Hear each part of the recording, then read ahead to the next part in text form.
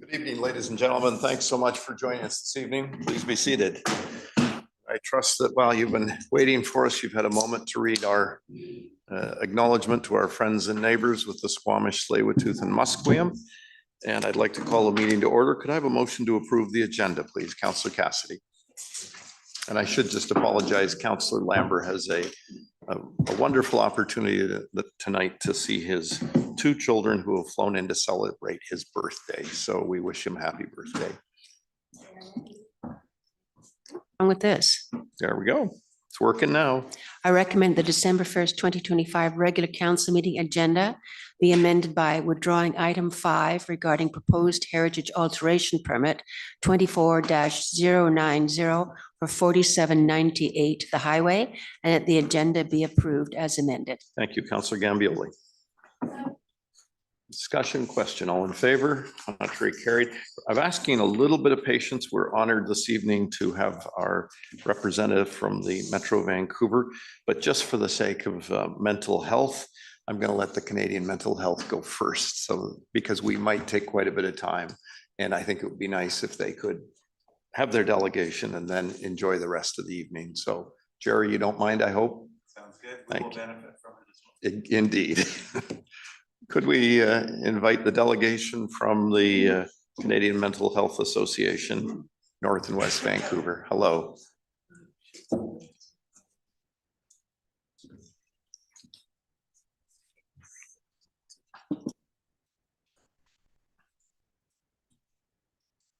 And I trust there is no one here on item number 5 this evening. That applicant withdrew there. Okay, good.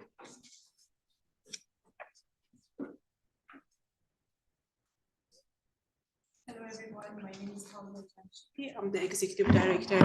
Sorry, I missed your name. Talia Jamshidi. Talia, I'm the thank you. Executive Director at CMHA North and West Vancouver branch. Thank you for the opportunity for us to do a presentation regarding Crisis Response Community-led Circle program, formerly known as Peer Assisted Care Team. So Circle is a mobile community-led crisis response team that provides support to people experiencing mental health and substance use in crisis. So we provide an urgent consent-based mental health support. Crisis can contact us via phone or text message. We provide a service in person, and our crisis workers are trained, and we dispatch a team of 2. Services are offered in English and Farsi, and we provide support to individuals and families ages 13 years old and up. We are available 7 days a week from 8 a.m. to 12:30 a.m., roughly about 16.5 hours a day. And we do have a definition of mental health crisis. It's an acute short-term incident where an individual is no longer able to cope on their own or is unable to access resources typically available to them, and they require an urgent intervention and support. The service is delivered by crisis responders. It's a combination of lived experience and professional experience in mental health.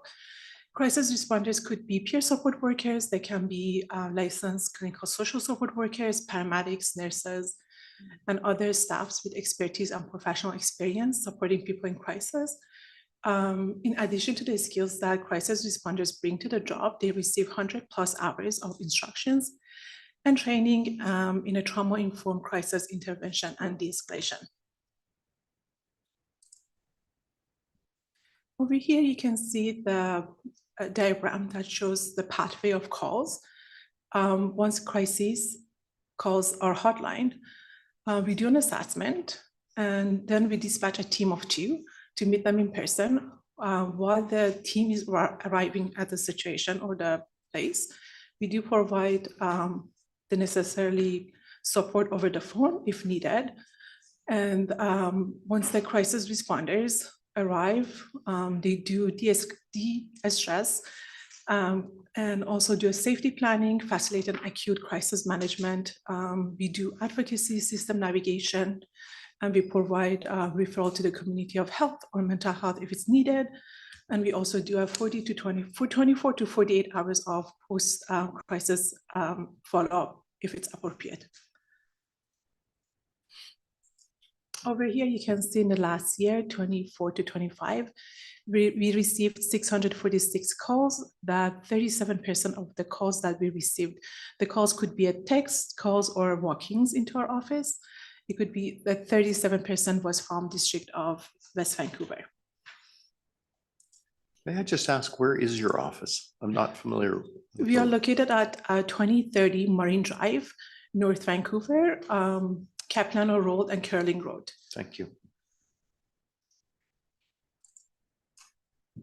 And services that we provided last year, they were about advocacy and navigation, crisis response and safety, substance use and harm reduction, emotional and mental health support. We did provide information and referrals and also community cultural support as well. And basic needs if needed, they have been referred to appropriate channels. These type of calls, Circle responds to suicidal ideation, substance use disorder and addiction, mental illness, grief, loneliness, and isolation, food insecurity, relational conflict, immigration challenges, individuals concerned for well-being of someone else. It could be neighbors, families, or bystanders calling us to report a wellness check. And there are also some type of calls that we cannot respond to. High-risk physical injuries or harm. I just want to say that we can respond alongside first responders. Requests for psychological assessment, referrals to medical specialists, requests to fast-track applications, mediation of family conflict or intimate partner violence, calls primary for financial aid, or situations that requires apprehension under Mental Health Act. Typically, after the crisis, our team connects the folks to appropriate resources and services to help them transition out of the crisis and reconnect with local support. These could be internal or external referrals. It could include counseling programs, support programs, primary health and other mental health resources, peer support, outreach, employment, and legal assistance. There are 5 other Circle teams across BC other than CMHA, North and West Vancouver, one in New Westminster, Victoria, Comox Valley, Prince George, and Kamloops. Just want to say that Circle is funded by Province of BC, Ministry of Health, and developed and administered by CMHA BC Division and delivered by local community-based organizations. And there's no such organization, there's no such office in Vancouver? No, there isn't. Oh.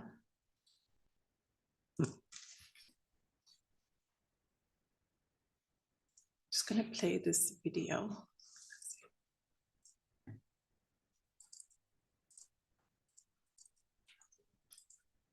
Oh, okay. That's great.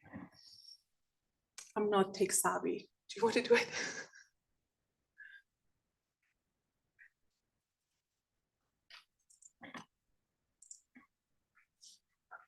This should play.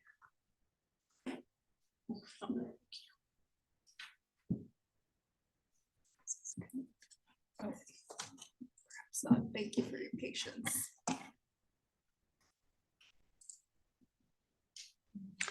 If it's not going to work, could you maybe just email us a link and then we'll Yeah. watch it? Sure, definitely. Sorry about that. It's okay, it happens. Thank you. Our overall long-term goal within Circle includes expanding access to voluntarily stigma-free mental health and substance use support by improving outreach, navigation, and identifying service gaps. We are also working to reduce unnecessarily ER and justice system involvement while we are building an evidence for alternative crisis response to mental health. And I just want to thank you again for the opportunity to present today. I just wanted to share a few practical ways that district can support Circle North Shore program so we can better serve the residents together. One of the most helpful steps would be integrating Circle into municipal resource networks, for example, adding Circle to district internal and public-facing referral guides and community resources directories. This make it easier for your team and also public to know when and how to connect with us. And we would really value a stronger connection between Circle and your frontline municipal staff.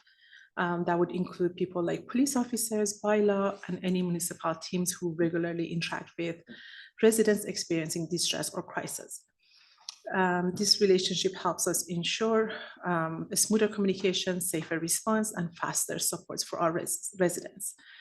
And we would also welcome any opportunities to collaborate on district-led community events and awareness campaign.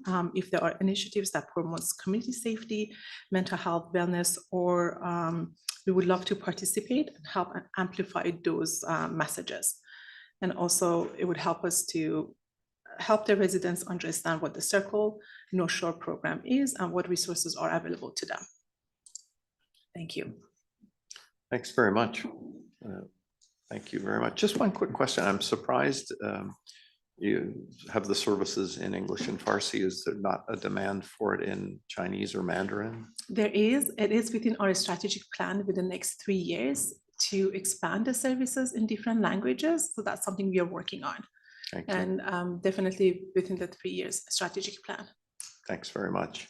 I will ask Councillor Watt to make a motion, and if there's any other questions or discussions. Oh, sorry, Councillor Thompson, you were already in for a question. Yeah, I'm happy to ask the question. Thank you for bringing the awareness of your organization to us. And my question, I guess, is directed more at staff. Do we have these resource connections on our end of the line if people call in, or do we typically send it to the police if people are in crisis? What is our municipal protocol?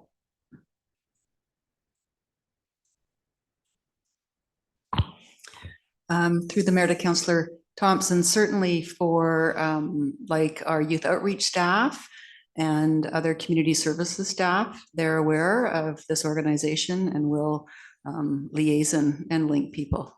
Great. I think that's the best way we can help each other out. So thank you. Thank you. Councillor Watt, please.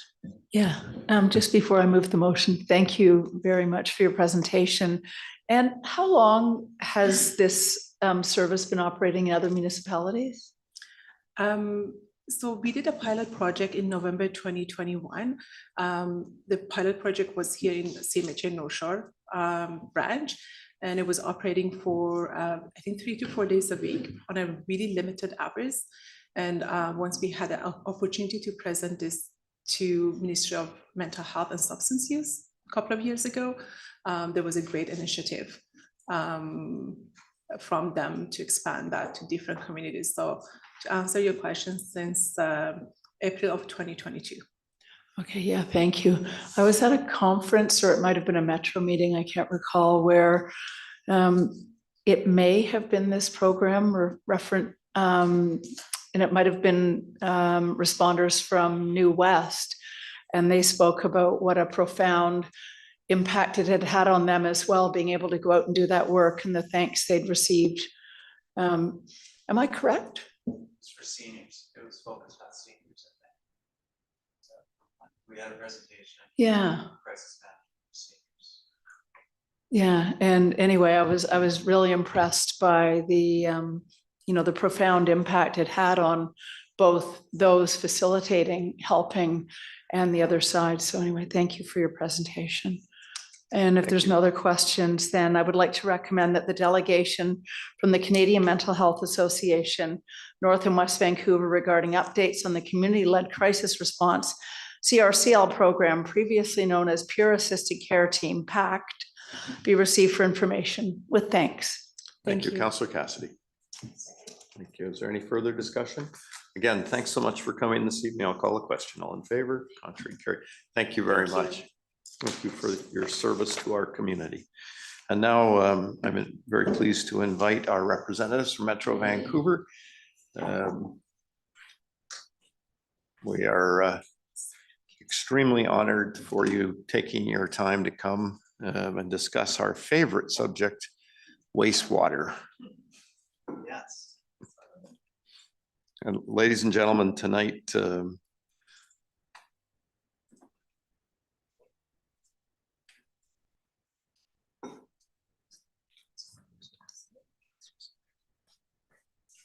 So this evening, ladies and gentlemen, Mr. Dobrovoni and Ms. Nelms are here.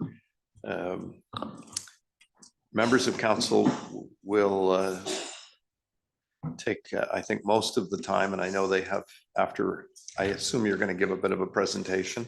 Yeah, well, thank you very much, and thank you very much for inviting us. We're very pleased to come out and talk about the project and also answer any questions. Sharon Elms is our General Manager of Project Delivery. Also, we have Chris Mealing, who's the Project Director for the North Shore Project, and Amanda McQuaig, who's our Director of Communications. And Welcome. Thanks for coming over.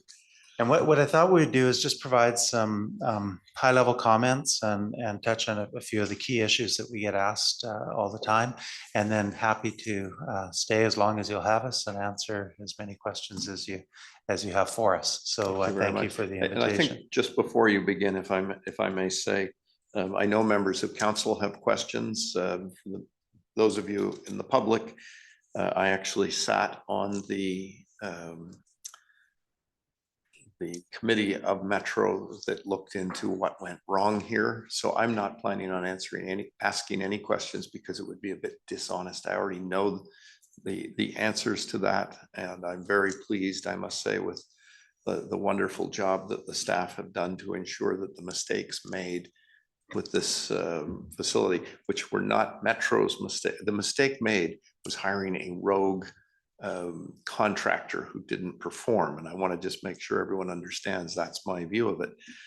But I know members of council, Councillor Cassidy's in the same boat as me because she sits on the wastewater treatment committee, or the liquid waste committee of Metro. So we don't think it's appropriate that we ask the questions. The other members of council will.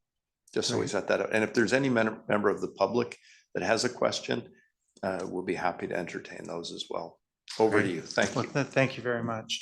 And so, as I said, I thought we'd provide a bit of an overview because, it is positive right now. Is we've got a terrific contractor, PCL, Canadian contractor, who's on site. They've got over 400 staff on site, and work is going full steam ahead.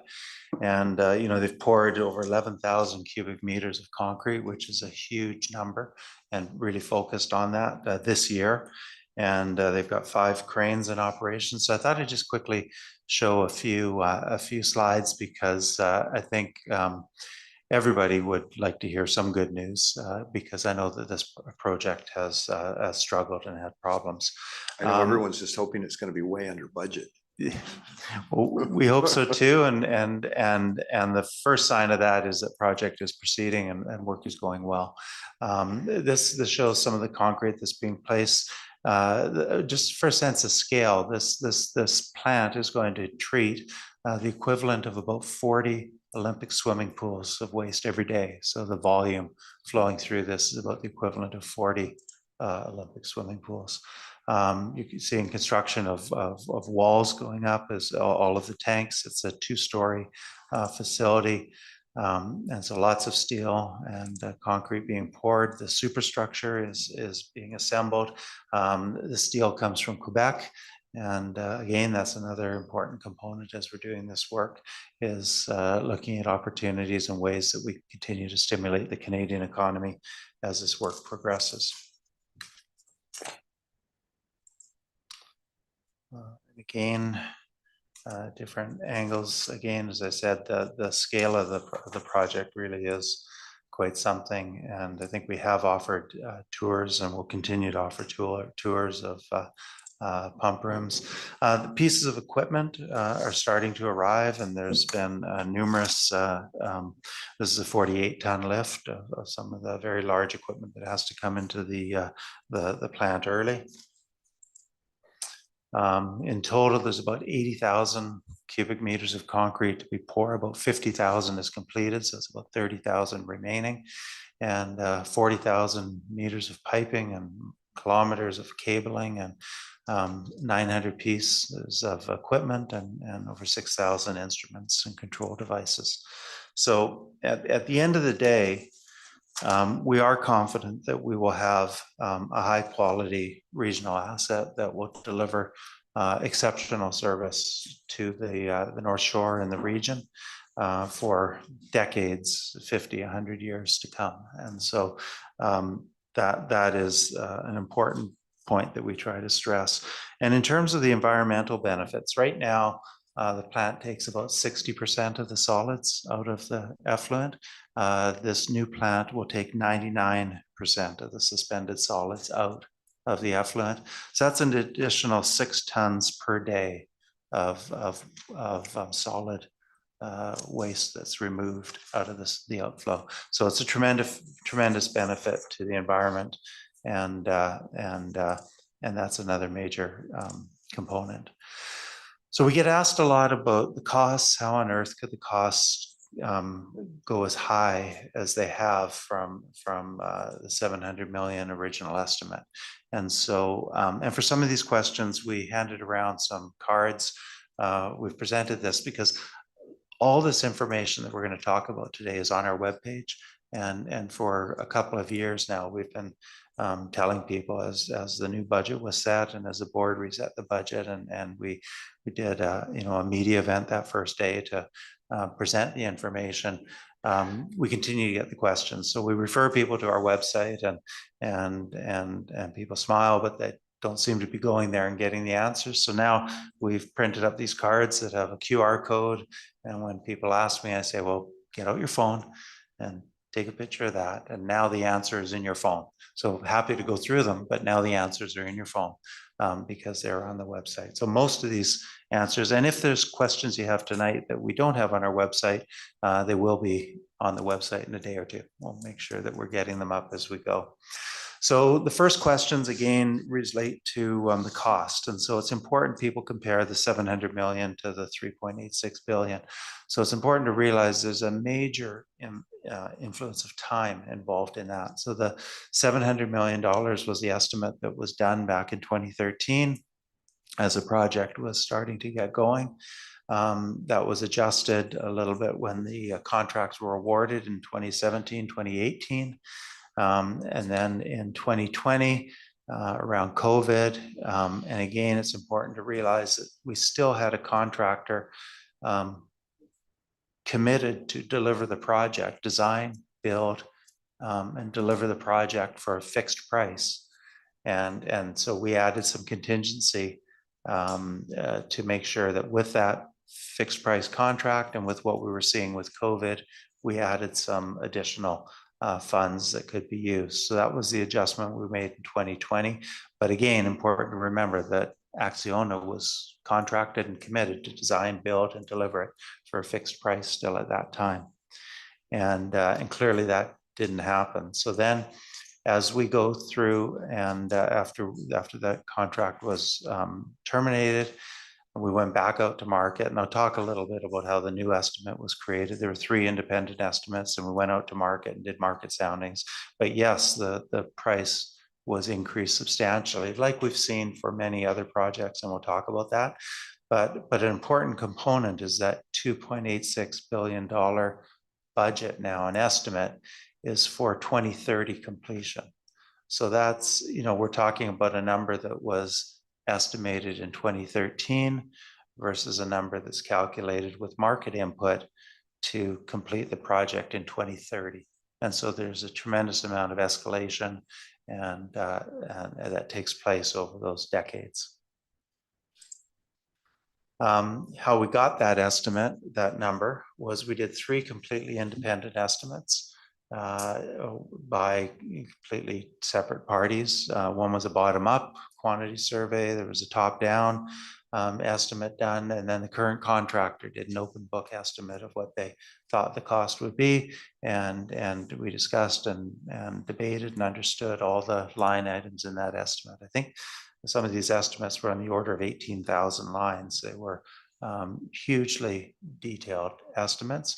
We also went out to market and did market soundings to see what the market's capacity and interest was for it. Because when we went out to market in the process to select PCL, we had lots of bids and we had lots of competition, but clearly the market had reset from where we were in the past. And And the tremendous increase, wasn't only confined to the North Shore wastewater treatment plant.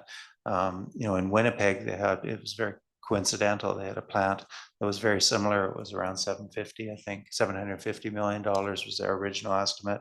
And at the same time, it inflated to over $3 billion as well. The Trans Mountain Pipeline, I think, went from what was it, a little under 6 billion to over 30 billion.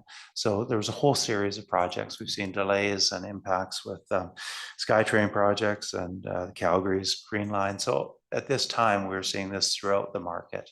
None of that makes it okay, but does help to explain what was happening as we came out of COVID and we saw this global reset to the market.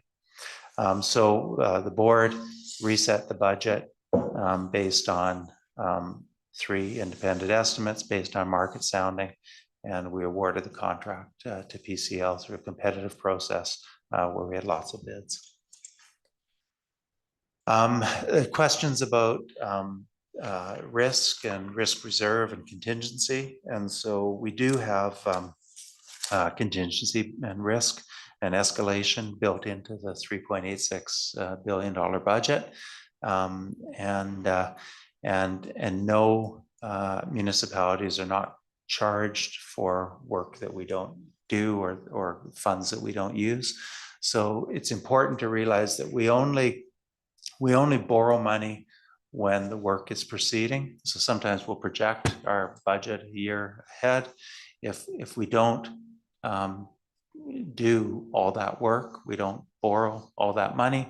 And if we don't borrow all that money, we don't allocate the costs out to the members.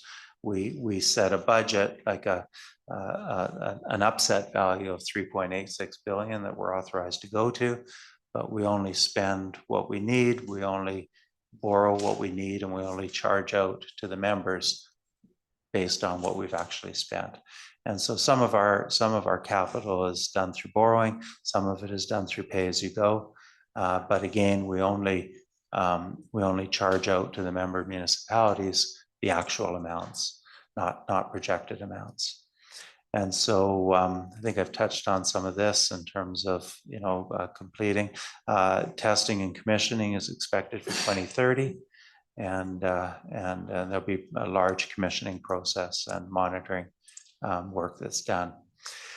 I get asked about the litigation status, and so the litigation is a huge effort.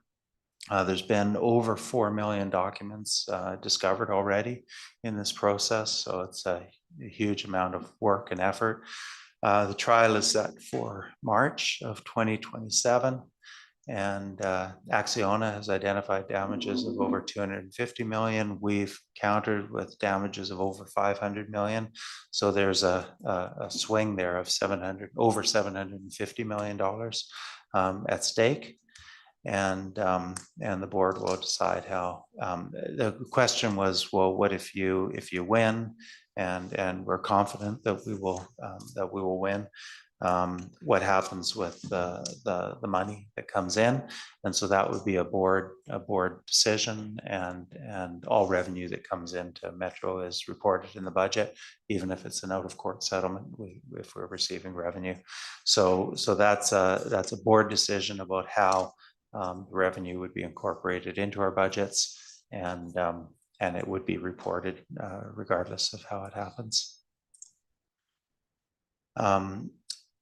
I should also mention that on the project, the $3.86 billion for the program of work, and there's 3 projects included in that. There was the pump station that won an award and finished ahead of schedule, under budget and ahead of schedule. There's the pipeline that connects the old plant to the new plant, and that project finished on time, on budget as well.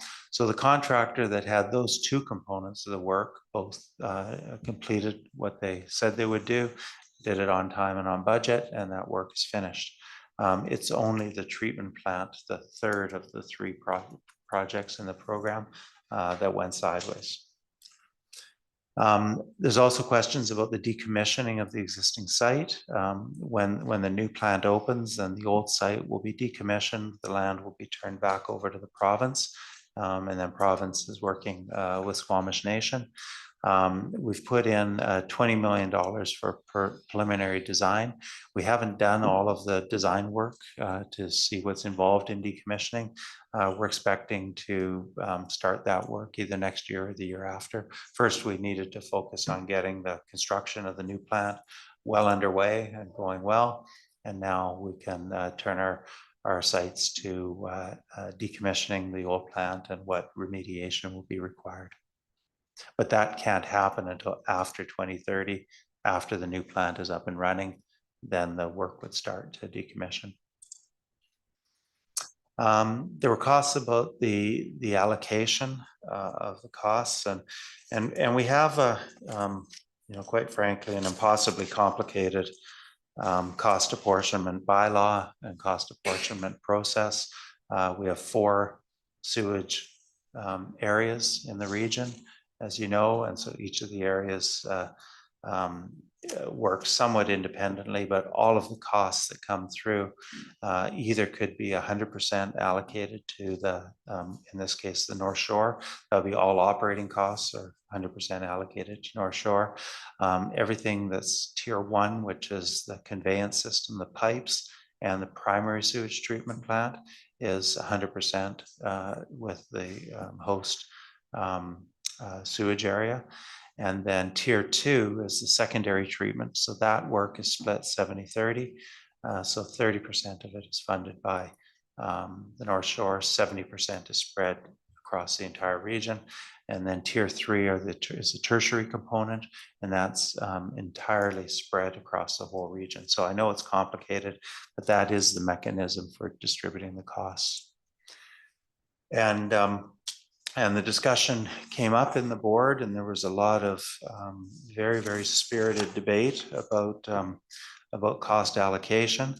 And the board actually spent 3 full board workshop meetings in the spring of 2024 to discuss how to allocate, should the regular allocation, I should say the current allocation process was determined in the late 90s. When a similar situation happened, the Anasis treatment plant and the Lulu Island treatment plant were being upgraded to secondary, and the costs were much higher than had been anticipated. And so the board and regional staff spent almost 3 years debating and landed on that 70-30 cost share that I showed. So that's how that was created to deal with the Anasis and Lulu. And so the board discussed spreading more of the costs than 70-30. As I said, it was 3 very spirited board meetings. And in the end, the decision was for an additional $10 per household to be allocated across the region beyond the allocation that I showed. And so by each of the other areas absorbing an additional $10, it allowed the North Shore rate to be reduced by, is it $135? Because the North Shore is such a small portion of the overall region. So $10 for everybody else results in a $135 reduction. I know that that the North Shore representatives were hoping for a greater subsidy, and all I can say is the board, after three meetings, landed on this. Those of us on the North Shore aren't giving up. Yes, and I fully understand that, and I think the one thing with the North Shore increase being phased over 5 years, the North Shore increase was actually less than the VSA, Vancouver Surface Area increase, because all the other areas took their increase in 1 year, but the North Shore is phased over 5. So you could say that gives you five years to redebate it or raise it or discuss it at the board because it keeps going up each year. We also had questions about the cost apportionment within the North Shore between West Van, North Van City and North Van District, and whether that was the most accurate and whether there's a consideration of reviewing that. And that is being phased out and a new system being phased in. That's where it's a wet weather based apportionment that's being phased in over 10 years. And it's expected that West Vancouver's costs will go down in that revised model. You'll pay a smaller portion of the overall North Shore amount, but it is phasing in over 10 years. I think we're in year 3 or 4 of that phase in, so it's happening. And with that, did I forget anything, Cheryl? So maybe I'll stop there, and I'm sure there's lots of questions, and we'll do our best to answer them. Thank you, But, Jerry. thank Thanks you for your very time. much. I'll ask members of council. I think I am expecting some questions. Councillor Watt, would you like to begin? Yeah. Thank you so much for the presentation. And sorry, you're in the hot seat there with all the That's fine. questions about to fire at you, but anyway. So according to Metro's public statements, the project budget ballooned from 700 million in 2017 to 1.058 in 2021, 3.86 in 2023, which we all know. And several factors, including costs, labor difficulties, have been advanced to explain this. However, can you clarify how it is that these factors affected the North Shore wastewater treatment plant so severely, but did not seem to affect all other Metro projects underway at the same time? Thank you. Thank you. And so one of the reason I brought the slide back up is one of the key issues in comparing those two numbers, the 700 million to the 3.86 billion, is the time frame going from 2013 to 2030. And so there's a tremendous stretch in time between those two snapshots. The Iona project also had a very significant change as we updated the estimate for the Iona project using our Cheryl and her team have put in place a best practices project estimating and stage gate process. So Iona went from 1.9 billion, which was also a very, very old estimate dated, to $10 billion, which was the updated estimate based on market conditions. The board most recently voted to change the way we deliver Iona and reduced it to 6 billion by doing it in phases over a longer period of time. So certainly projects that extend over 30 years were affected by that. A lot of our other projects didn't experience the same degree of increase, but many projects experienced increases, but over a 1 year or a 2 year. I don't know if there's anything else to add, Cheryl. Thanks. Thanks very sorry. much. I'm gonna, oh, sorry, Councillor Watt. Yeah, sorry, when was the 1.9 billion estimate for Iona? 2023. 20, oh no, it goes back. Oh, sorry, 2022. It was 2020, wasn't it? Yeah, no, Yeah. it Oh, goes back when it was developed, the 1.9. 1.9? Yeah, when was it in the- 1.9? That was, I'd have to get back to you. It was a long, it predates me, so it was in the 20 teens. Okay, Yeah. thank you. Councillor Thompson, please. Thank you. I'd first like to say, you know, in a variety of meetings that I have attended with Metro, I actually feel briefed to satisfaction, but this discussion is in our community. So with that regard, there's a few questions that keep coming back to us through our community that I think would be worth addressing. Having said that, out of my 4 questions, I think you've answered 3. Yes. With your presentation. I know, it's pretty good. So if you don't mind, I'm just going to confirm my interpretation to my questions for Sure. you. So first one was the unspent contingency will be removed from to be removed from what's charged to the NSSA. That will not be going back to the residents, North Shore residents, correct? No one will be charged. Correct. It's not a matter of removing it. We don't put it in. You don't And put so it in. we only put in what we actually spend. And so contingency, if it's not used, will not be charged out. Perfect. And then it's been previously stated that Metro expects to fully recover these legal costs and the essence of what will go, how those funds will be dealt with. They go back to the board for that decision at that time. Yeah, the board would need to make a decision about how it's allocated out. Okay, and this one, I think, so here's one question that I'm not sure we've got a complete question to, but or answer to, but as you're suing Acciona, the original contractor, are you able to comment on the following? And I think you did the status of the current litigation. I feel satisfied by that. Does my counsel feel the same way? Mhm. Yeah. And the outcomes of the affected budget that's been dealt with. Where are the legal costs? This. Oh, where are the legal costs for this suit currently being charged to? I'm not sure I could pick up Yeah, that so they one. stay within our overall budget. Is in your, okay, Yeah. okay, Sorry, they're being charged within the overall Metro budget. okay. Yeah. Thank you. You made my job easy.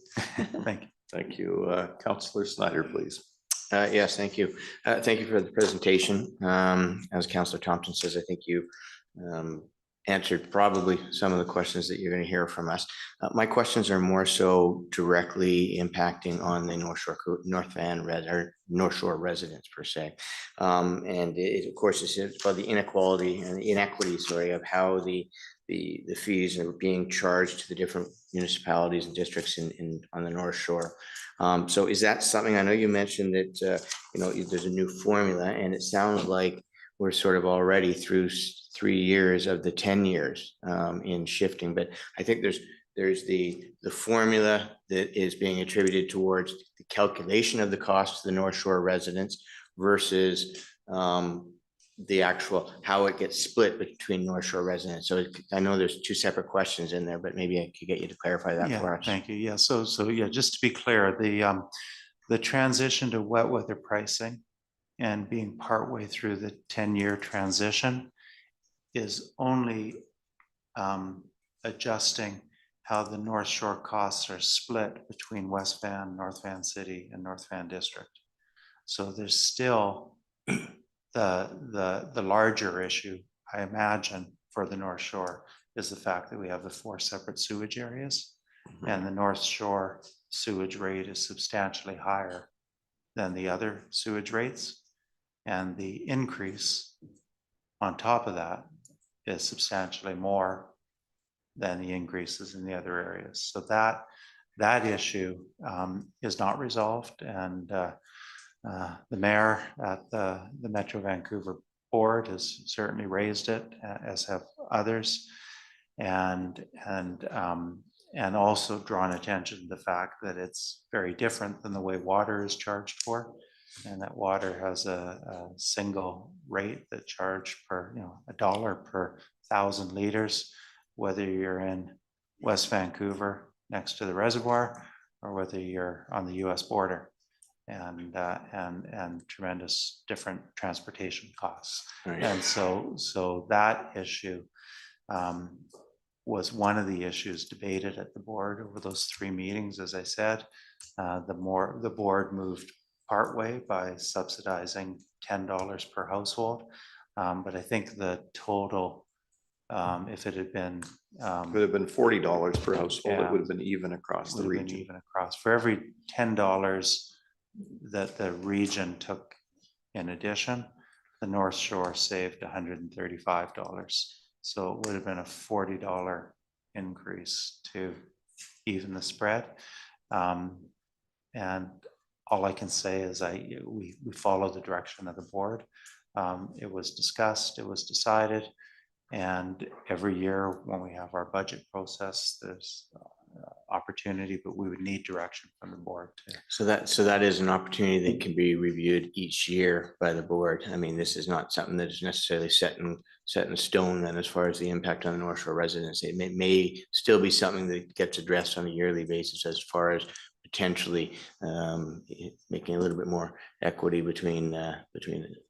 Yeah, I want to be careful how I answer it. The decision to change that allocation could be made at any time by the board. At any time, the board could give direction. This board has made a decision. And so, so there's, you know, whether they would revisit it next year, I don't know. Or as you all know, there's municipal elections and there'll be a new makeup of the board in 2027. And so whether this board would be willing to review it, I don't know, because this board made the decision that's been made. And then there is a new board coming in 27. So, but to be precise, the board can change that at any time. Okay. Sorry, I just like, because there is only so much that Jerry can answer on this question. This was an issue we identified when I was there 30 years ago, that having 4 independent sewage districts is ridiculous. We live in one metro region. We have outstanding water. We have an outstanding distribution network, and everybody pays the same. The sewage district should be amalgamated. We should have one sewer district and one sewer rate. Doesn't matter where you live. And there are many of us on the board. It's all a weighted vote. And there are many of us who feel the same way. I think the vote was, it's a weighted vote. So it was 57 to, I don't recall. I think it was 57 to 70 something. So all we have to do is convince a few people. And I can tell you, since that vote, a few of them have said, okay, when the vote comes back, we'll come over to your side. So let's be really nice to our friends and neighbors, particularly in Surrey and White Rock, and we'll win those votes over and we'll equalize the formula. What, it's one more question sort of relates to, I think one of the disadvantages to West Van is that, of course, we are all metered in West Vancouver as far as our water usage goes. That is not an obligation or a requirement at this point for the other 2 North Shore communities, and that's a real challenge, I think, for West Vancouver residents in feeling that we're being, you know, equally charged when there's really no measure per individual household in those other communities. And so I'm assuming that's part of this formula restructuring that you're considering. Yeah, the charges will be based on volumes. And so, so that's why I said that West Vancouver is expected to see a lowering or benefit from the new.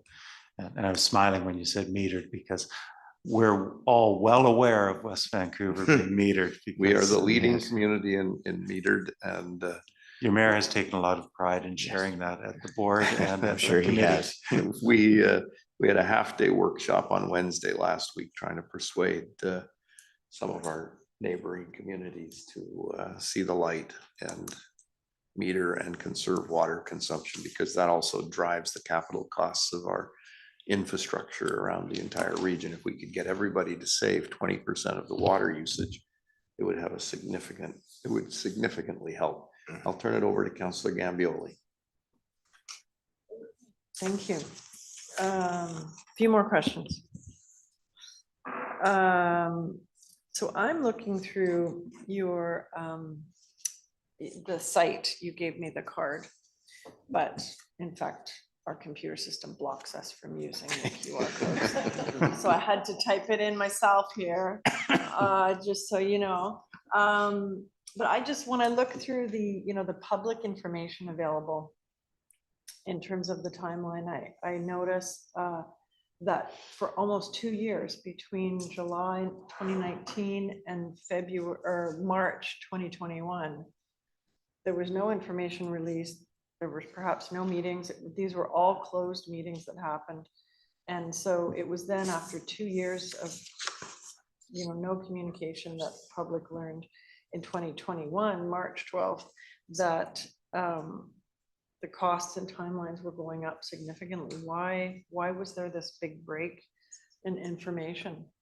Can you? Okay. When we're just yeah. So I started at Metro in October of 2019 and was sworn in November. So and you're just referencing from July to 2021, and Cheryl started the year later.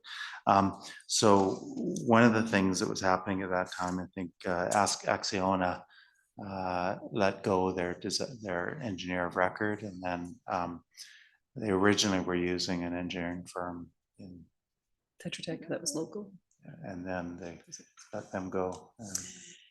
So I think in summary, during that period of time from that you're not seeing from July, for what we understand, Acciona had released their engineer of record, although they were on a design, build, finance contract. So they'd released that. There was discussions and there was some, I think you could read about it in the claim and the counterclaims between parties. Those are also on the internet. And there was an amendment that was agreed to right before Jerry came into his role. And then starting January 2020, that's when we would have initiated a new delivery department, project delivery department, which is what I run. And the project was taken over. So what I can talk to you about is what was created for project documentation post that. And through that period, we were going forward with, we were out giving information about the project for updates for what we were aware of. And There wasn't, you're identifying that there wasn't a lot of updating happening from Metro. And I guess some of it was there wasn't a lot of work being undertaken by Acciona at that time. They had let go of their engineer, brought in a new engineer, and the work was slowing down. and then around January 2020, they were starting up again. And as part of, You have to use a mic. No, we can hear you. Yeah, we- Okay. as part of Axiona's bonus contract, they were responsible for communications of the project. So any project updates about construction was their responsibility. So we took that back over around the time.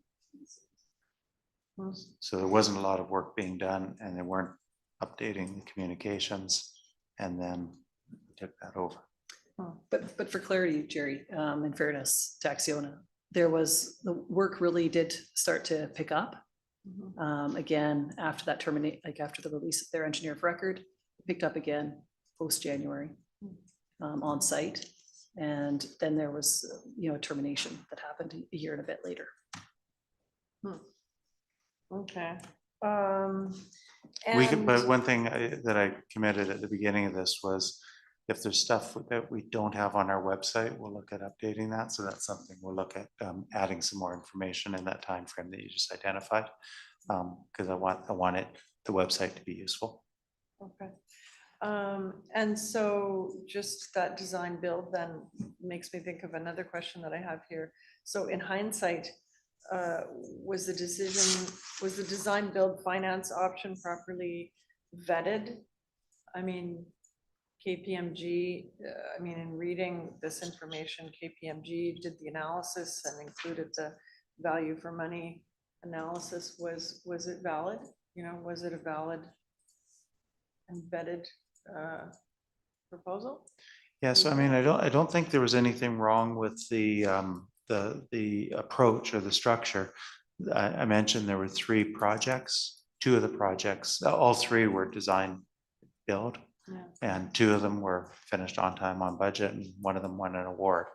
So there were many projects going forward in that model at that time.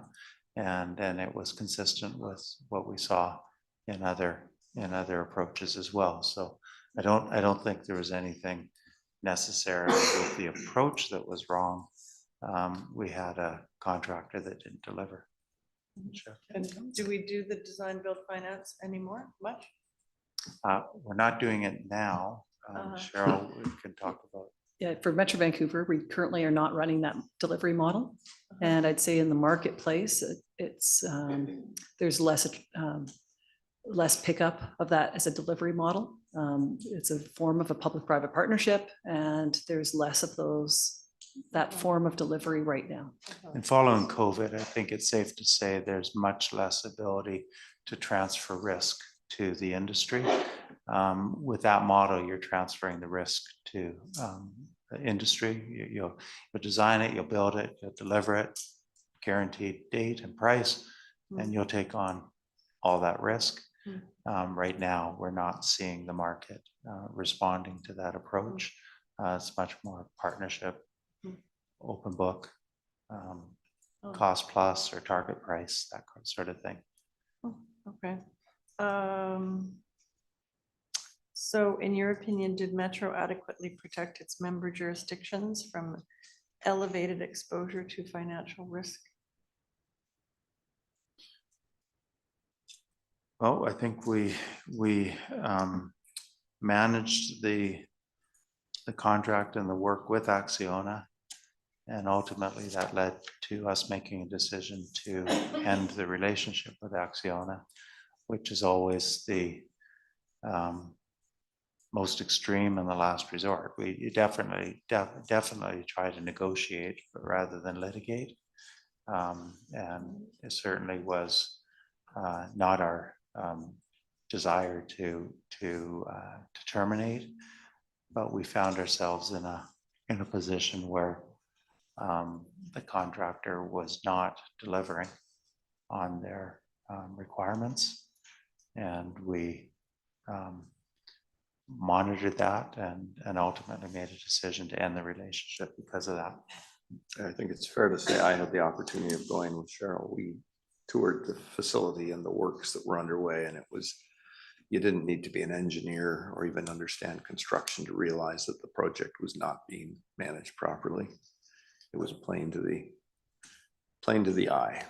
Yeah, we found over, I mean, PCL, when they first came on, had to repair over 1,500 deficiencies in the work. So PCL, when they first came on, one of the first jobs at hand was for them to repair deficiencies, to identify and repair deficiencies, and there were many. And so that was just reaffirmed our decision that we had made to terminate the contract with Acciona, was that the schedule, the cost, and the quality. And if we don't have confidence in the contractor to be able to deliver a quality project, you know, and to understand what the cost would be and understand what the schedule would be, there's no way that we could continue on that relationship. Thank you. Um, Anything else? there's Councilor three Gambioli, more sir. questions, Thank you. yes. So if any additional damages are recovered as a result of this lawsuit, what guarantee do we have that those funds will be used to lower the costs charged to the North Shore section, especially since sometimes, well, often an outcome of this kind of suit is an out-of-court settlement, and often the details are concealed by an NDA. So regardless of whether there's a settlement or whether the litigation proceeds to an award, our revenues are publicly reported, just like West Vancouver's or any local government would be. So the revenues will be publicly reported as part of our budget as an input. And in terms of there being a credit to the North Shore municipalities, any revenue that we receive comes back in through the sewage and drainage district as a credit, or less of a charge that would happen. The question for the board is the one that I raised, is how that might be allocated, whether because the North Shore rate is much higher, because your share has been higher, if there's revenue that comes in, how the board will decide to allocate the money, I think is an important point. One that I can't speak to today, other than to say the board would decide. And I think there'd be a good case to look at that revenue to help offset some of these additional costs. But it's a decision for a board. Yeah. Okay, so earlier you said that the costs for decommissioning would be about 20 million for the design. Yeah, so we haven't designed the work yet, so we don't have a final cost estimate for it. We've got a scope of work that's sort of been agreed to, and so in the next year or two, we'll do the design work. We'll work with Squamish, do the design work to see what exactly is required, and put a cost estimate to it. But we don't have an estimate because we haven't done the design yet of what's involved. So that the decommissioning, including that 20 million, is not part of the 3.8 0.86 billion. The 20 million is. It is, And okay. once we do the design work, if it's more than that, then there would be additional funding required. But I don't know that, we don't know what that cost is yet. And- What's the timeline on that? Do you know? We're expecting to do the design either end of next year or 26 or 27. Okay. But the work And- can't start until 2030 after the new plant is up and running. So there's still lots of time to do that work and identify those amounts. Yeah, we're just worried about the costs. not Yeah, the- yeah. Now, one of the benefits of waiting is if we see the project, we're not using all the contingency, then there's other monies that could be used as opposed to having to identifying a lot of that right now just becomes plus, plus, plus as we get towards the end of the project. If we are able to free up contingency, then there's the ability to use some of that, or if there's a settlement or a court awarded judgment, then there's other revenues that potentially could be used. So, okay, final question. We were, those of us on the North Shore were never given a choice in the matter, really, except through our representatives, I guess.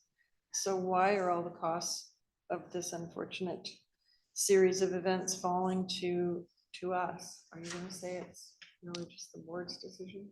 Yeah, no, thank you. It's a good question. I would say it starts with the fact that, and I think the project absolutely is needed. I think the time of primary treatment being okay is long gone. I think there is a need, but the senior governments, the federal and provincial governments require an upgrade to the plant. So to start, we're all given a mandate to upgrade the plant beyond primary. And as I said, it makes a tremendous impact on the environment. And so I think that's a good approach, but that initiates the need for the project. And in terms of the cost, we've got the allocation process, and the board made a decision to subsidize it by $10 a household, which was a partial reduction, but clearly I'm not suggesting that that's what the North Shore was asking for. It wasn't. The North Shore was asking for $40 to spread it equally, clearly, and your representatives were clear in their position and in the debate, and the evidence of that was we spent 3 full meetings debating it at the board. And so, but at the end of the day, that was the decision. And as I said, there's always an opportunity for a board to make a different decision. Maybe you could make a motion in that respect at your board in the near future.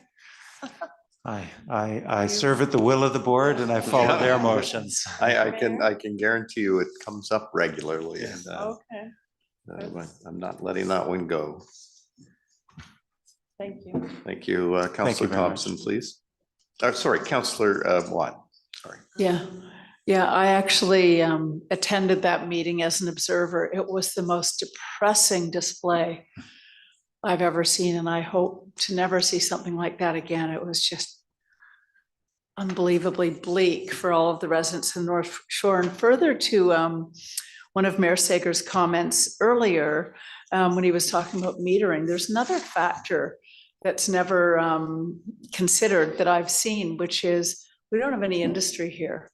The thought that we're going to have dirty industry coming to West Van anytime soon is pretty unlikely. So we are not churning out the waste as we're not using the water. So yeah, I do hope that at some point there is a revisiting even amongst the 3 North Shore communities. I know those comments would make me unpopular with the other municipalities, but it is a fact.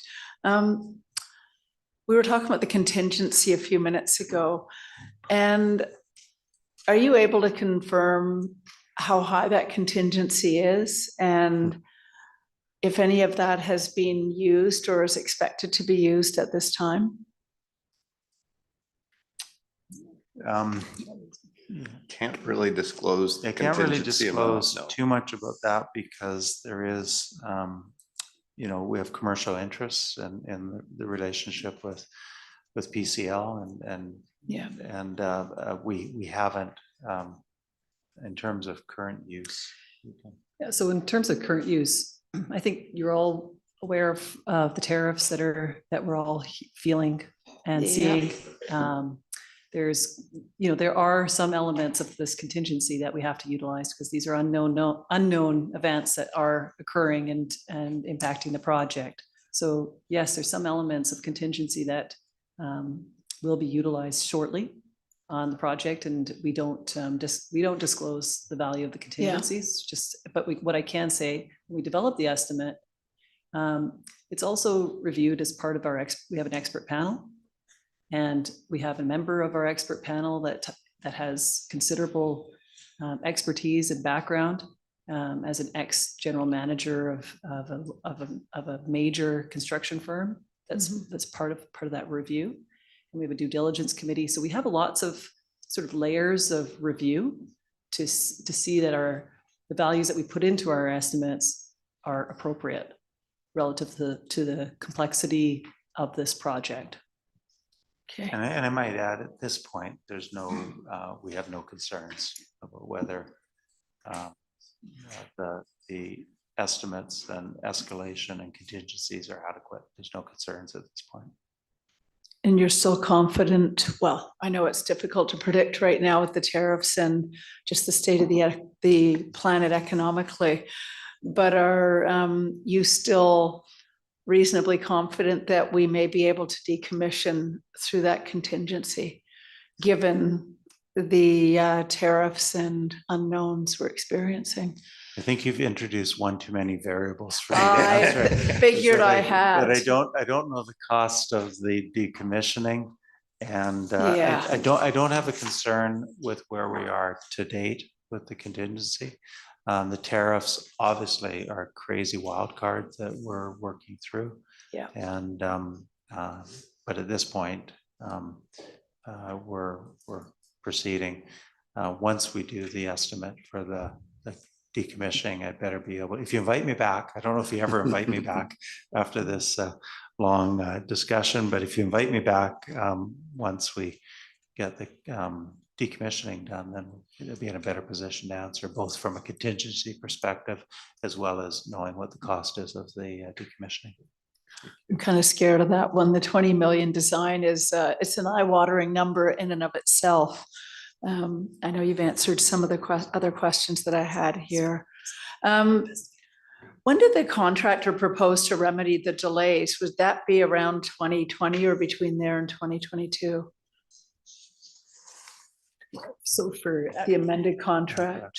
Yeah. So Acciona, I think that was sorted through in October and identified, I think it was 26 months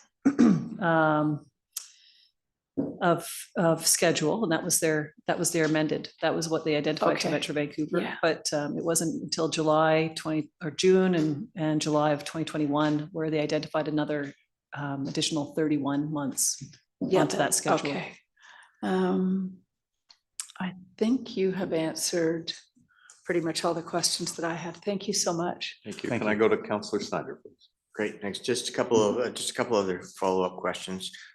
You mentioned earlier that PCLA had identified about 1,500 deficiencies in their review after they received the contract. I guess the first question would be, that's a lot of deficiencies not to be identified at a much earlier date. I wonder why, who would the finger be pointed at for those discrepancies not being identified at a far earlier date than having PCL go by? I mean, I just wonder, that's a lot of deficiencies. Yeah, no, I just want to clarify, it's not that they weren't identified, that those deficiencies were part of the rationale for terminating the contract. It's they had that much work to repair. But we had inspectors on the job and we're identifying work, deficiencies as we went. I don't know if I want to add. So it wasn't that we didn't know any of them were there. We didn't always know the extent to them. So some of the concrete voids our inspectors had identified that there was a void in the concrete. It's not till you go in and start chipping it away that you see whether the void is this big or this big. And so once they started chipping, PCL started chipping away, the scope and scale of some of them became aware, but we certainly knew there were deficiencies, and that was part of the rationale for ending the I just know contract. that some of the people, at least in the community, have expressed concerns about why it took so long to actually terminate Axion and take the steps that were finally taken moving forward. But obviously, part of the Right. question that may have to be dealt with in litigation. I don't know. I think that one does. Yeah. Yeah. Just a couple of follow-up questions. You may or may not be able to answer these because I'm not so sure of your involvement at the time sort of thing, because these are probably early on, but did the project agreement that was initially, did it include a fully developed indicative design and detailed performance specs? Maybe I'll start on this one. There's a lot of information actually in our claim, Metro Vancouver, and our regional claim, right, for all of us, and the counterclaim to the claim that Axion has given to us. And in it, there's you'll see that they were always aware of that we provided them an indicative design back in that 2017 when they were going through an RFP process. They had access to what we call, it's like a room full of documents, a data room. They had access to that for over a year in that process, and it was following a very standard process. So that was familiar. So yes, there was an indicative design provided, but also access to a data room and information over a period of over a year. And then just to stress that Axiona's responsibility was to design and build. And so the indicative design is data, but it was their responsibility. They contracted and bid to design and build the project. I'm gonna guess that your answer is gonna probably be very similar to what you just gave to my last question, and that's just, did the owner's advisory team carefully document compliance with the PA through the detailed design phase of the project? I'm guessing that's probably a duplicate answer for you. Okay, Yes. thank you. Thank you. Councillor Thompson, please. Yeah, thank you. I'd like to ask one final question on behalf of the colleague that's not joining us tonight, Councillor Lambert. Sure. So, when this all happened, there was a big cry out for an independent review and pushback. And then we accomplished it, but then it was put on hold and with promises to be revealed after the litigation. And while many of us have come to terms with the fact that we need that sensitivity during litigation, there is a concern that if this resolves itself before the litigation completes, will there be a loss in information flow? And I think the concern is around NDAs signed and things like that. Do you see that sort of potential? Yeah, I don't think that's a concern. I think that the litigation process is public. We're in discovery, 4 million documents, and we've both made submissions and will continue to make submissions that are all public information. So none of that goes away, regardless of there being a settlement or not. These are all public documents that are in the record and being released. So I think there's, part of the issue is sensitivity around timing. Also, the litigation itself is a fully public process that will lay out what happened and what didn't. And if there is a settlement, all that information is in the public domain and is available if there's a desire to do a review at that time.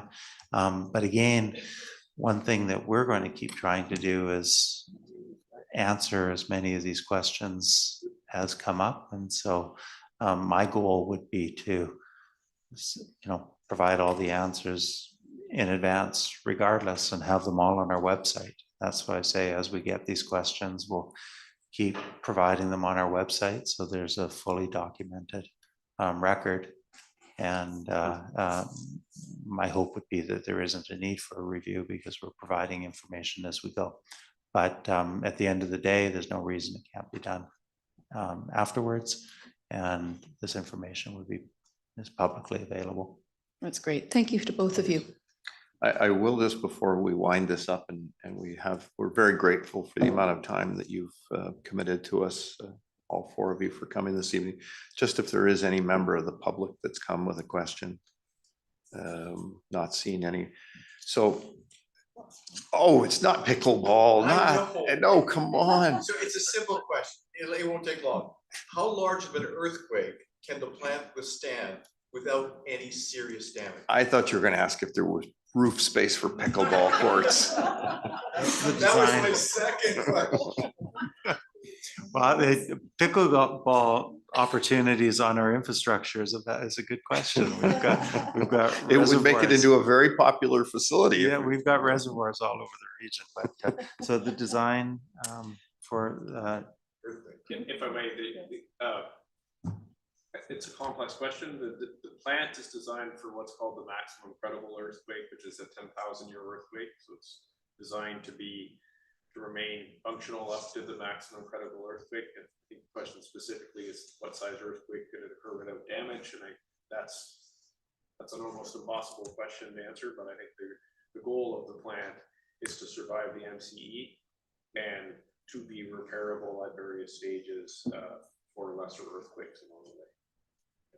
Thanks very much.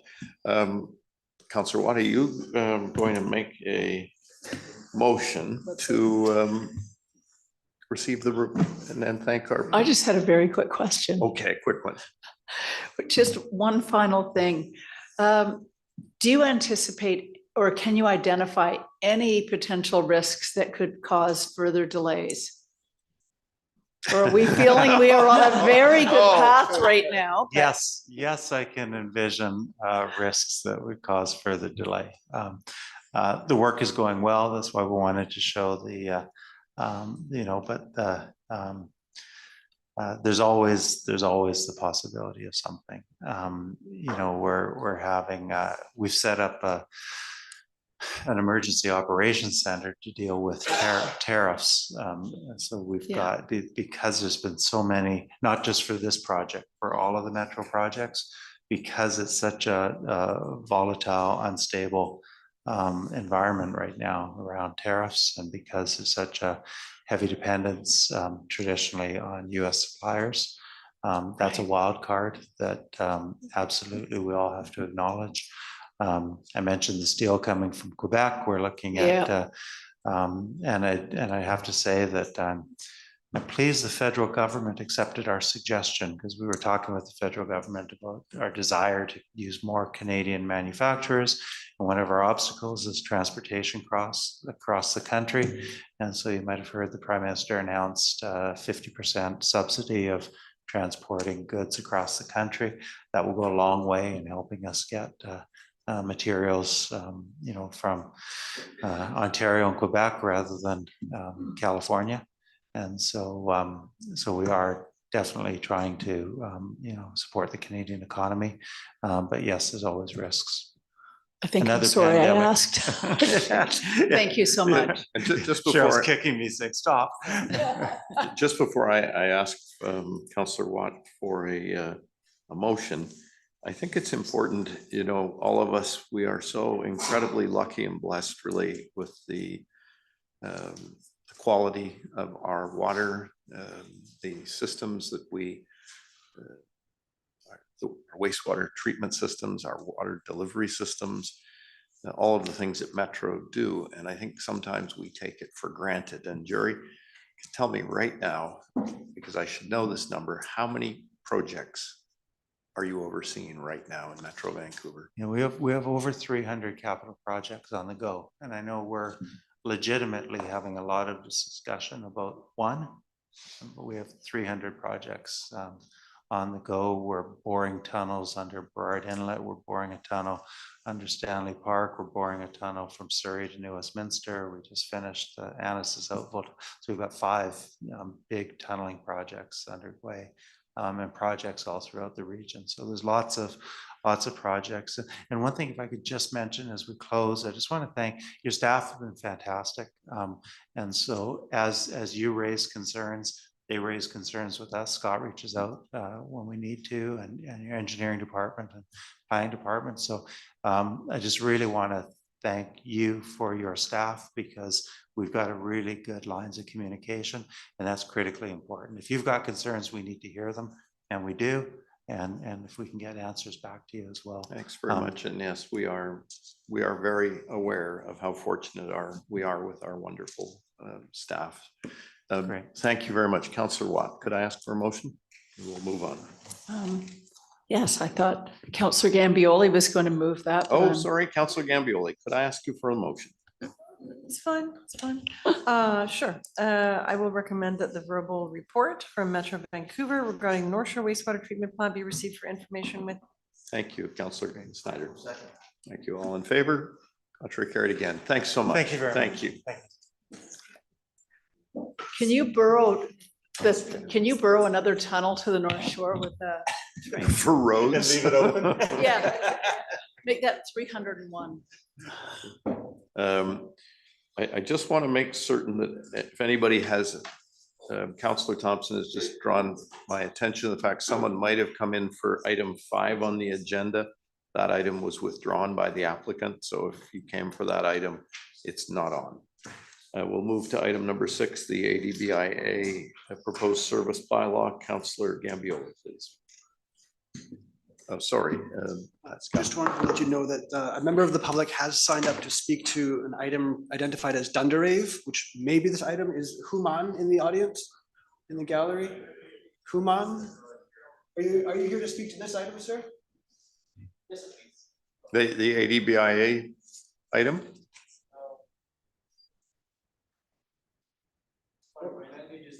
That's all right, sir. Don't worry.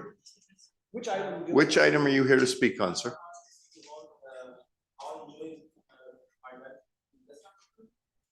Just, I wanna say something in, I have a problem right now. Okay, it sounds sort of like that is not to do with the ADBIA bylaw. So is it a problem with your business, sir? No, it's my fault. Okay, that wouldn't come up under this. There is an opportunity at the end of the meeting. Thank you, sir. All right, Councillor Gambioli, please. Okay, so there's no presentation. Oh, is there? Through the mayor, I'm happy to provide a summary of the report that's included in the agenda if council would like. Okay, so the BIA renewal was before council on September 8th, at which time council gave the first 3 readings to the proposed service bylaw that seeks to renew the BIA for a 7-year term with a maximum grant amount of just over $4 million over the 7-year term. And in mid-September, staff proceeded with issuing a public notice of intent and conducted the petition against process as outlined in the charter, which concluded on November 7th. The results of the petition yielded opposition from 12% of the properties, which represents just a little over 82 million of the assessed value of those properties that would be subject to the local service tax. This response was well below the threshold for the petition against process, and therefore council may now proceed with adoption of the bylaw. I know that Maureen O'Brien, the executive director of the ADBA, is present tonight and said she'd be happy to answer any questions council may have. As will I. So I'm happy to make the motion, but I do have a question as well for the ADBA. So Ms. O'Brien, could you join us, please?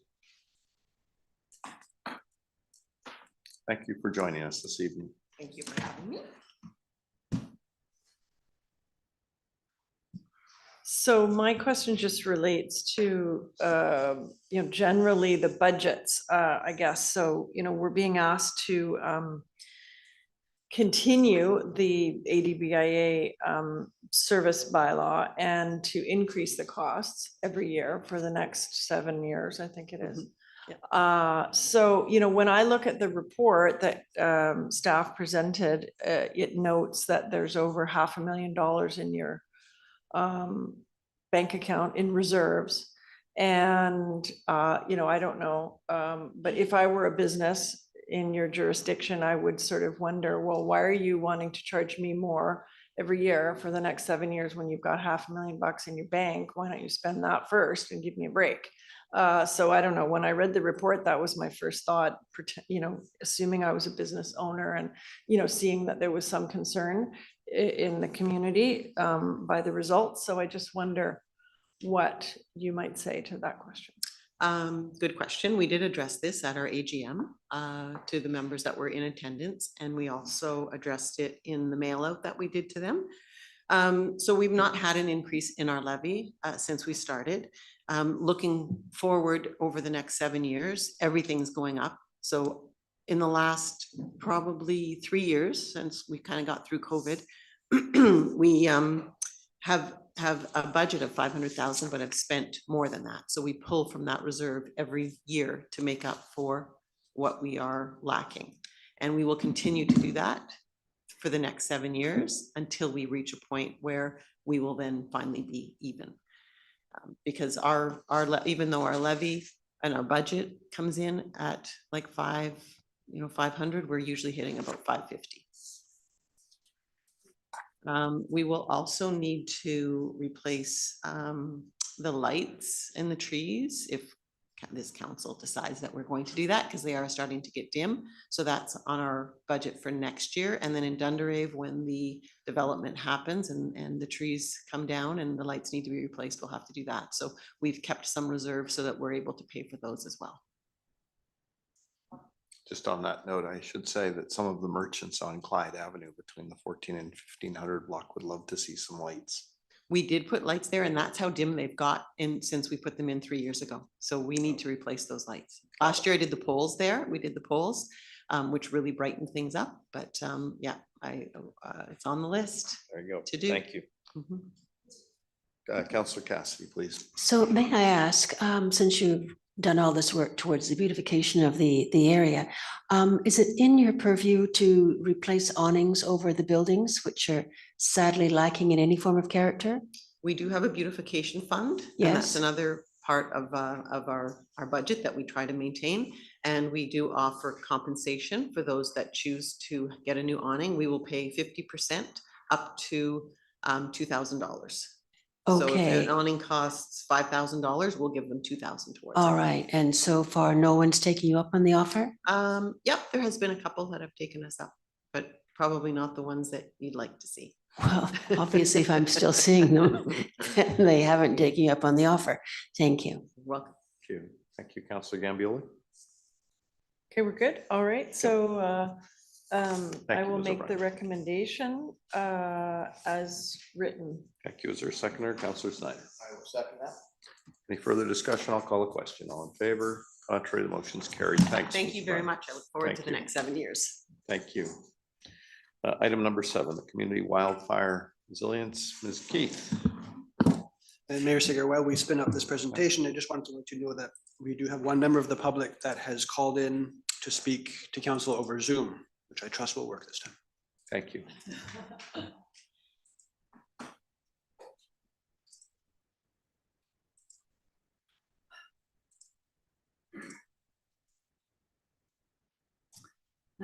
Thank you, Mayor and Council and members of the public. I'm here tonight with Assistant Chief Calder, who is also the district's Fire Smart Coordinator. We're here to present on the district's proposed updated wildfire plan.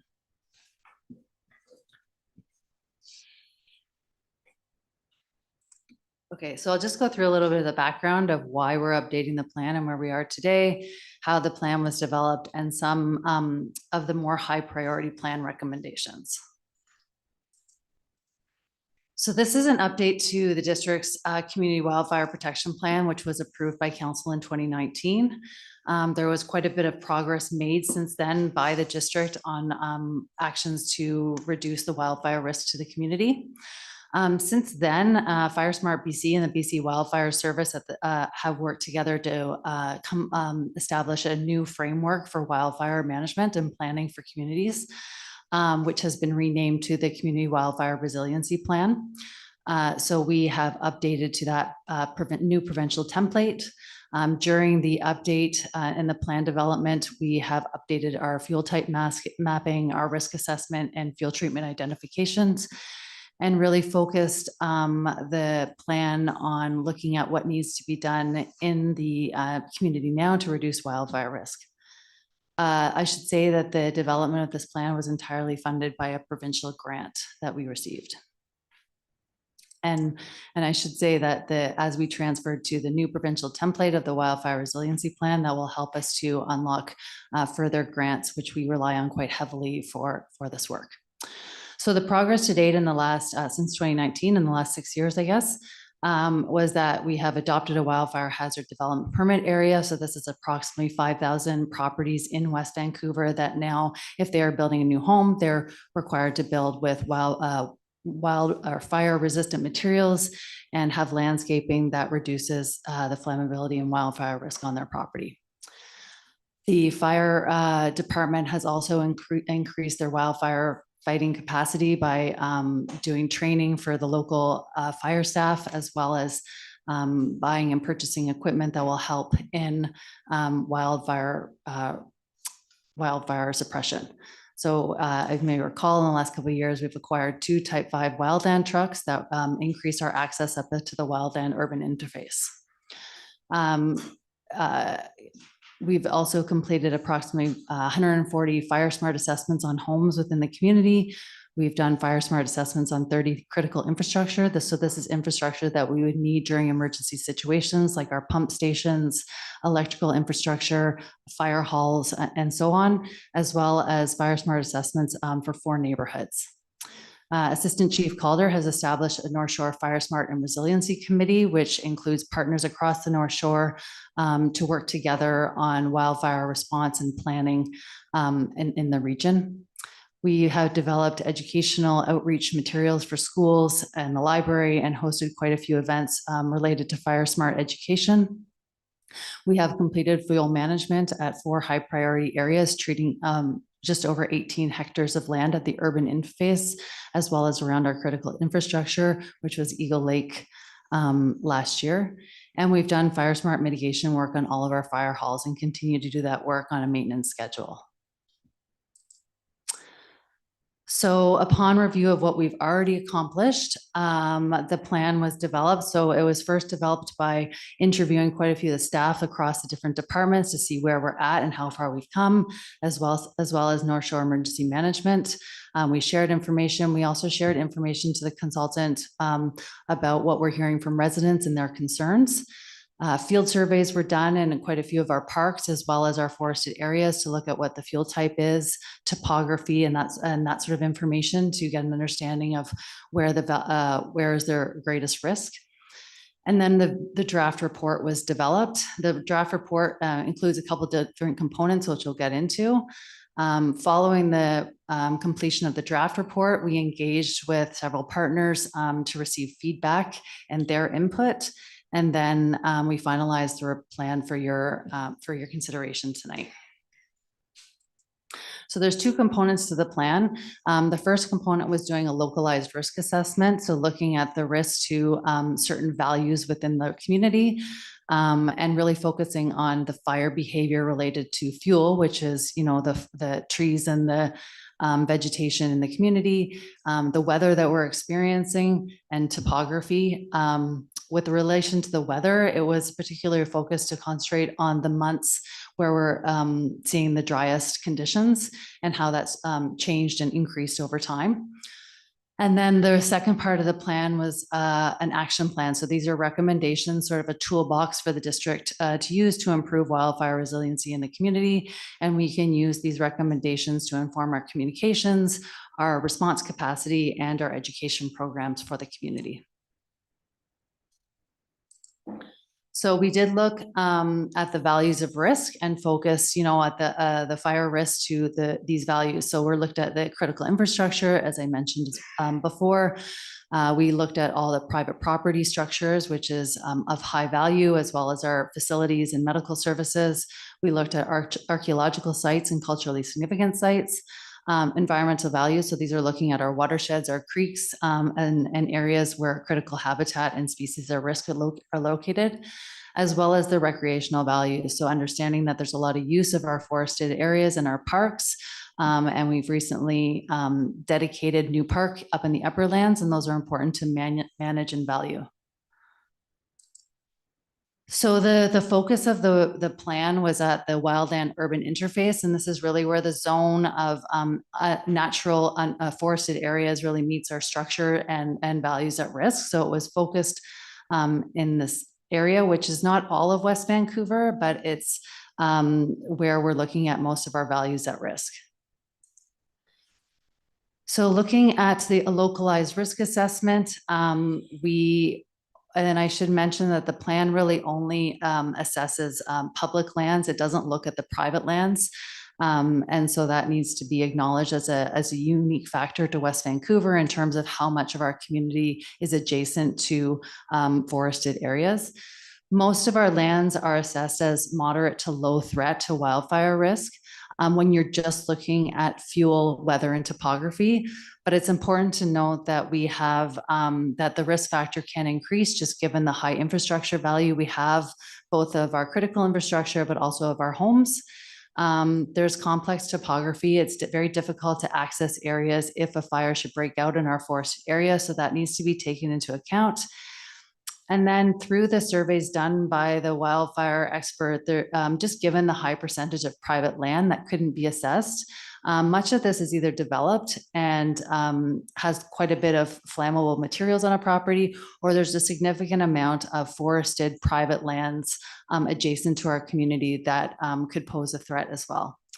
Not to mention the significant human activity in our forested areas, high recreational use, people living in cabins and otherwise that are in their forested areas that could increase the risk of fire.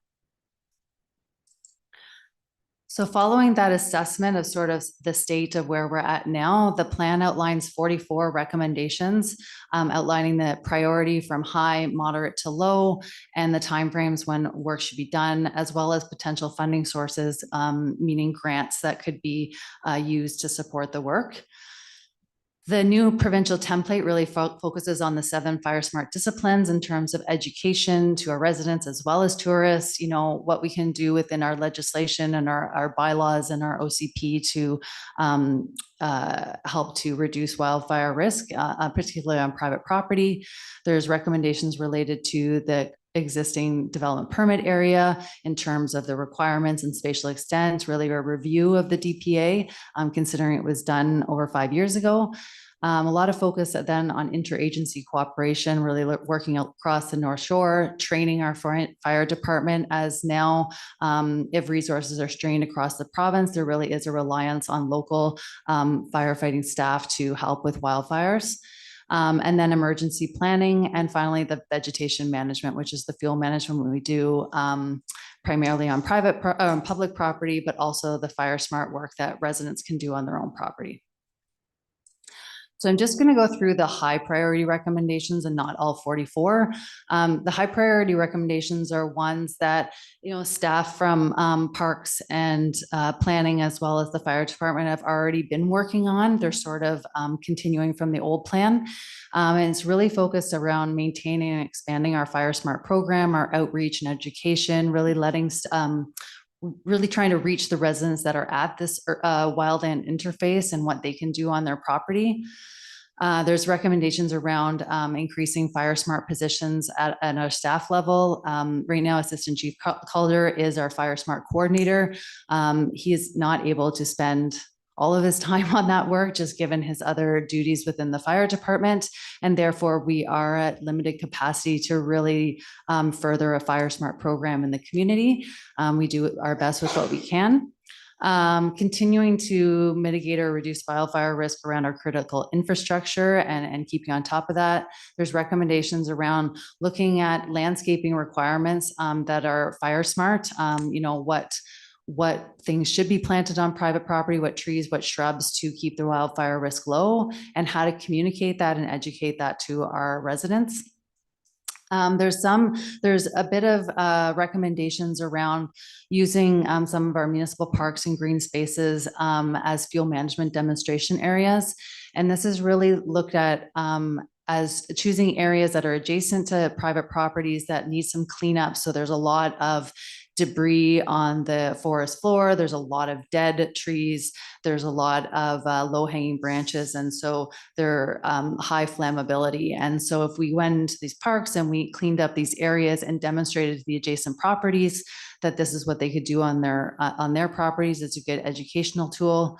When we did the fuel management program in the Woodburn neighborhood last year, when they saw what we did in the park, it really helped them to look at what they could do on their property. So it's an effective means of not only reducing flammability in our parks, but also demonstrating what could be done on private property. And then managing our parks more proactively in terms of applying a wildfire management lens, looking at how much debris we leave behind when we do tree work, or approaching tree work in a different way to also incorporate our wildfire management work as well. So those are some of the high priority recommendations. We have already applied for more grant funding to continue our Fire Smart program. We do hope to do some more work on fuel management in 2026. And really start to work on developing the framework for managing, some of our new park dedications and with respect to wildfire management. So with that, we're recommending that this updated plan be approved and staff work to start incorporating this work as we've been doing in previous years into our work plans and supportive funding, and continue to seek external funding sources. And we're happy to answer any questions. Thanks very much. I think one of the questions that members of council may have is just what kind of external funding? How are we going to pay for this? It's not that this work isn't good and valuable, but as we go into the next year's budget process, what do those numbers look like, and how realistic is it that we can get external funding? So to the mayor, we do the Community Resiliency and Investment Program under the through UBCM through the province can provide up to 200,000 a year for municipalities to do work. And so last year we applied to do some fuel management work as well as develop this plan and some other things. And then in 2026, we're going back to focusing more on the Fire Smart program and expanding that for residents and how we can help them and support. Last year, we also received a grant from the Federation of Canadian Municipalities, which almost completely funded the fuel management work in 2025.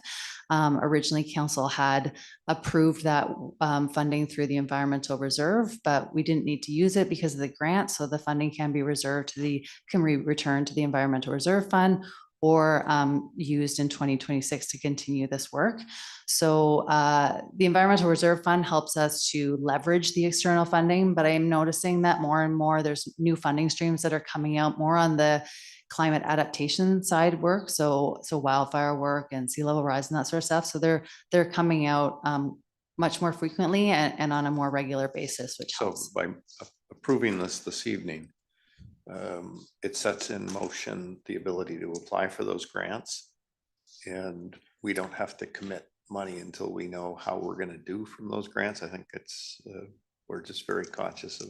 Yeah, so the grant that we submitted to do the Fire Smart work, and Chief Calder could correct me, is that it already went through a resolution with council. We need a council resolution to support the work, and I believe that went through. Yep. Recently and last month through, so then we can submit the grant application. If we're successful, then we continue to do the work. If we're not successful, then we would have to potentially delay the work until the following year. Normally for quite a few of these grant applications, they require that you have the resiliency plan approved and adopted so that you can leverage the grant. So this is one of the requirements. We understand that there's budget pressures, so the timeline and the scheduling for some of this work will be very much dependent on whether we can exceed these external sources, and that may impact how fast we can work through these. Thank you. That makes sense. Thank you. Councillor Thompson, please. Thank you. Just a couple of questions. You mentioned the request-based work that you do with neighborhood parks and things like that, and I've been aware of a few of those requests coming through. When you do the work, do you engage in the volunteer opportunities in the neighborhoods? Have you been able to develop that type of partnership? We're just beginning that. We're actually meeting next week with one of our first meetings, so we're very excited about that. That's great. I'm happy to hear that because I know there's a lot of keen people that want to do it. You mentioned that you had fire smarted 140 homes in total? That number's completed Fire Smart assessments. Assessments. So, and Chief Calder can explain more, is that we would conduct the assessments and provide the recommendations to the homeowner to then complete the work. So, do you want to? No, that's it. So we make the recommendations. We don't, unless we're invited, we don't go back and reassess to see what work has been done. And in the future, that may lead to insurance reductions, but that would be with a reassessment. And there's a further the wildfire mitigation program, which is a deeper assessment, which we don't conduct yet in West Vancouver. Okay, so for the first one, is there a charge to that? No, it's free. Okay, because So it that's paid for sounds through like, the grants. okay, it does sound like there's one out there that's chargeable to our residents. Perhaps if they're doing a development or something. Through the mayor to Councillor Thompson. So if you are in the wildfire development permit area and you're building a new house, you have to get an assessment done by a qualified professional, so a wildfire expert, and submit with your development permit application. And that is basically an outline of what materials you should be built, you should be using, your landscaping recommendations and that sort of stuff. So then that feeds into your building permit, your building design and that sort of stuff. So that is something that the resident would pay for. What Chief Calder is speaking to is if an existing property contacts the fire department and says, I would like to have an assessment of my home to see what I can do around my existing house to reduce the wildfire risk, whether it's removing debris or cleaning things up. So then we would, at no cost, an assessment would be done and the recommendations provided to the homeowner to implement should they choose. So that's really exciting. And actually where I was a bit confused, because I'm hearing from residents that they're having quite a big fee to invite people for this qualified inspection. So you're telling me none of our local firemen do that qualified inspection? That's a whole different private enterprise. The wildfire mitigation program, I believe, would be offered for free as well. That we pay for it under the grant, but that's a home that's existing. That's not under. Not being built in it. Yeah. So I'm not sure, are you? I believe I'm referencing the ones that are being built in For new a homes. wildfire zone. Right. And it's just something that our staff requires, but we don't provide the service. Clear? Correct. Okay. For new homes through the development permit area concept. So, I mean, it's a bit different, right? Because the assessment for a new home would be going as far as saying, you know, assuming that you're building a new house and you need to, the recommendations on building materials and that sort of stuff and landscaping that you would need to follow.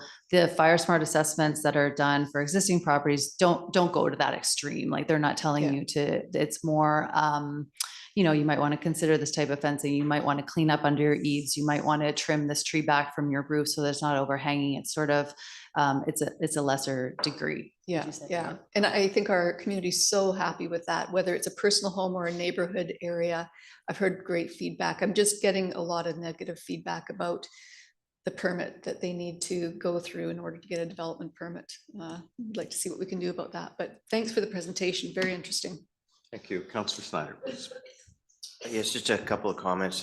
One of my questions sort of builds on Mayor Sager's comment earlier on as far as the approval process goes, because obviously one of the concerns is that the motion that is being asked is to not only approve it, but then staff be directed to incorporate this into the budgeting process. And not knowing what these numbers are, appreciating that there are grants and monies coming available, still the concern, at least the one that I have, is not knowing what that overall cost will be and what the ask will be, and approving of something that to go to that next step is a bit of a concern to me. And I think probably I'm not the only one at the table that has that concern, not knowing what the numbers are.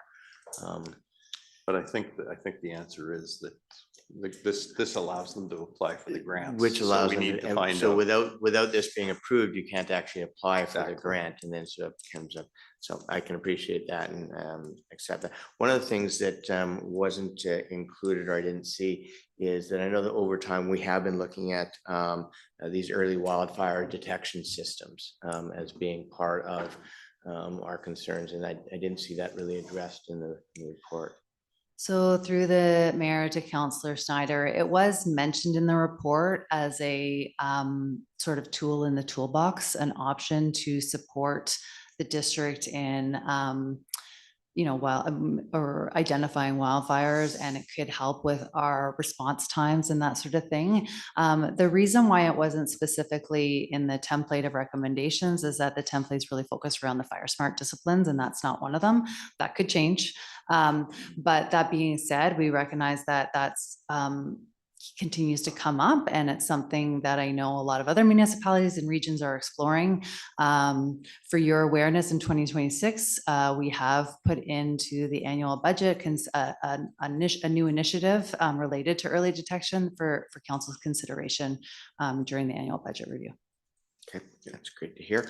And I guess just sort of more of a comment. I know that some of the there would be some further requirements and bylaws that would be in place, and as much as I agree and I understand the reason and the rationales, I just always get concerned about when we start once again dictating what residents can and cannot do on their own properties by increasing more and more bylaws and rules and regulations about what trees you can plant. And I understand why we do that with certain trees, because there are obviously some trees that are far greater risk than others again. But for me, again, it's just one of those extra layers of, again, a government dictating, down on everybody on their own personal uses of their personal property. So that's just a sort of a side comment that I make, but I don't know. Any comments? If I can just comment, that's a fair point. I think in 2020, some of the recommendations related to landscaping bylaws and that sort of thing are more moderate, not high priority in the plan.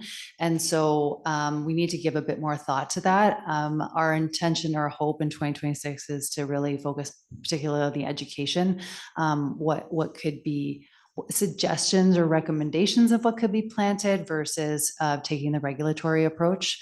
So we'll start with that and see, if we can really ramp up the Fire Smart assessment program and get more support from residents that are right at that more risk area and work with them, then that might be a success in the near term and less focus on the regulatory aspect. Okay, fair enough. Thank you. Thank you, Councillor Gambioli, please. So just wondering, can you go back one slide, I think, to the priorities? Was it just the one earlier? High priority. Okay, so as you were just saying, maintain and expand the Fire Smart outreach. Yeah, so I think some of my concerns are, this is a lot of work, a lot of information in this report. The report was great, by the way. I'm a bit of a map freak, so I spent a lot of time on those maps. But anyway, very well done, very good, supporting document for us. But, staffing Fire Smart positions, that's going to be a real tough one from our own operating budget, right? So I don't know that you're going to get a lot of support there, just speculation. Anyways, I guess you're getting it from our comments, but so my comments then, questions actually are just two questions more around the life of trees. And how does this, or does this sort of dovetail or work with or integrate with the canopy concerns that we have? We're trying to make sure we keep more trees, yet we're also saying we got to get rid of trees that are in your house. Like, are we okay with all this? This is all gonna work out? Through the mayor to Councillor Gambioli. So we have worked with the wildfire consultant as we've been developing this plan to really ensure the alignment with the urban forest management plan. We're really trying to focus on finding that balance of what you could do immediately around your home without having to remove trees. And I know that Assistant Chief Calder, when he does his Fire Smart assessments, it's more pruning back trees from the house rather than full removal. So we're really trying to maintain trees where possible, particularly the over canopy, because really you can raise from the ground and remove a lot of the ladder fuels to reduce wildfire risk rather than the top canopy. So we don't expect that our overall canopy cover will decline with this type of work. So we really are trying to walk. It would be more, focusing on what should be planted moving forward in terms of trees and really reducing flammability in that respect. You know, and just going back to say that you had a landscaping bylaw, which I'm not saying that we're working on that right now or anything, but that could be more of what types of hedges or trees that you wouldn't plant and what could you plant rather than requiring people to cut down all the trees, because we recognize that there's important benefits to the canopy.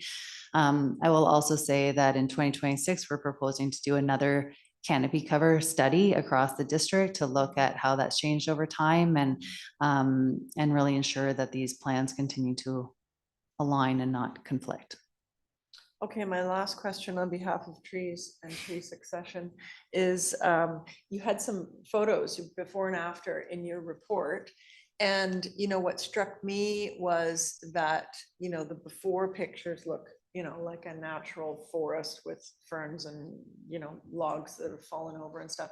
The new one looks, you know, my word would be very sterile looking, but there's no small trees. There's nothing.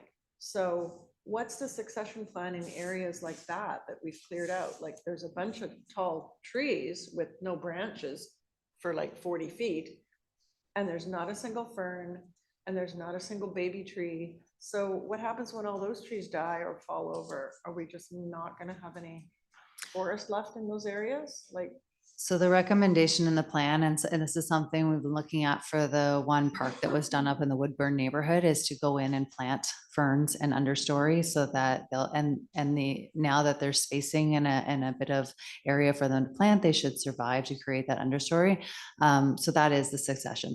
That's sort of how you go. I mean, some of those pictures were taken immediately after the work was done. So it does look very, if you go to some of the areas where we did, back in, I believe, Ballantree, as well as up in along the BC Hydro right of way up in Cypress area, that the ferns have started to come back, and there is a lot of undergrowth. There's natural regeneration with the spreading of seeds and that sort of stuff. So the forest will come back. I mean, it's important to know these are second growth forests. They were at one point cleared and then did regenerate. So it's expected they'll do that again, but supplemented by potential like additional plantings that we could look at as well. And there's definitely some opportunity in some of the areas that we've already done. so we go in, we pay for it all to be cleared out, and then we go back and we plant new stuff. Like, I don't know, I'm a bit of a skeptic. Anyway, it's just me. I mean, Just we're something not else. we weren't clearing out ferns and that sort of like low-lying deciduous shrubs. We were clearing out a lot of the dense debris. You know, if there was logs that were embedded and already into the ground, we left them. But if there's logs that are leaning and creating a huge debris pile, that's a high area for burning. And so those do need to be removed. I agree, when it's immediately done, as you see in those pictures, it can look quite different, but then it starts to regenerate over time. And if we're seeing that it's not regenerating, then we could go in. So that's why we are sort of leaving these areas for a couple of years to see what they do. And if not, then we can look at how we can improve the area. Thank you. Councillor Watt, please. Yeah, I think I share a lot of the concerns of my fellow council colleagues. We're manipulating nature, and we live in a natural environment, and we just spent months sorting out the urban forest management plan.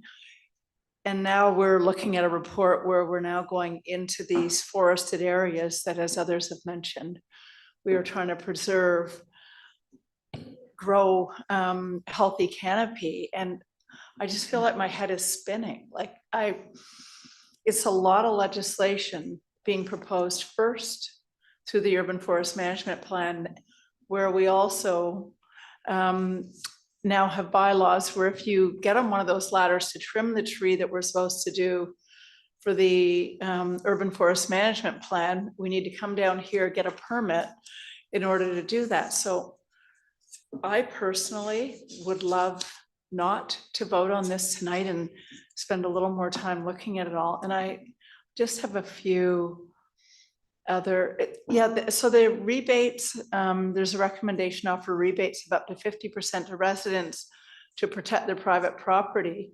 So is that to trim back trees, to change their roofs?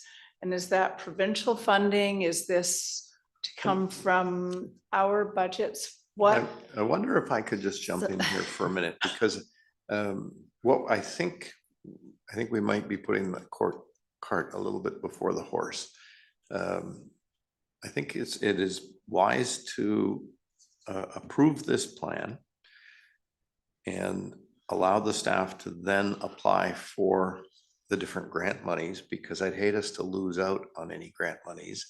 And then depending on how successful we are, we get back together and decide where those grant monies are best spent. Is that possible? Yes, and I also just clarify, I mean, this is an update to an already council approved plan. Right. So should you not approve this tonight, we would just continue on the 2019 plan to work Right. from.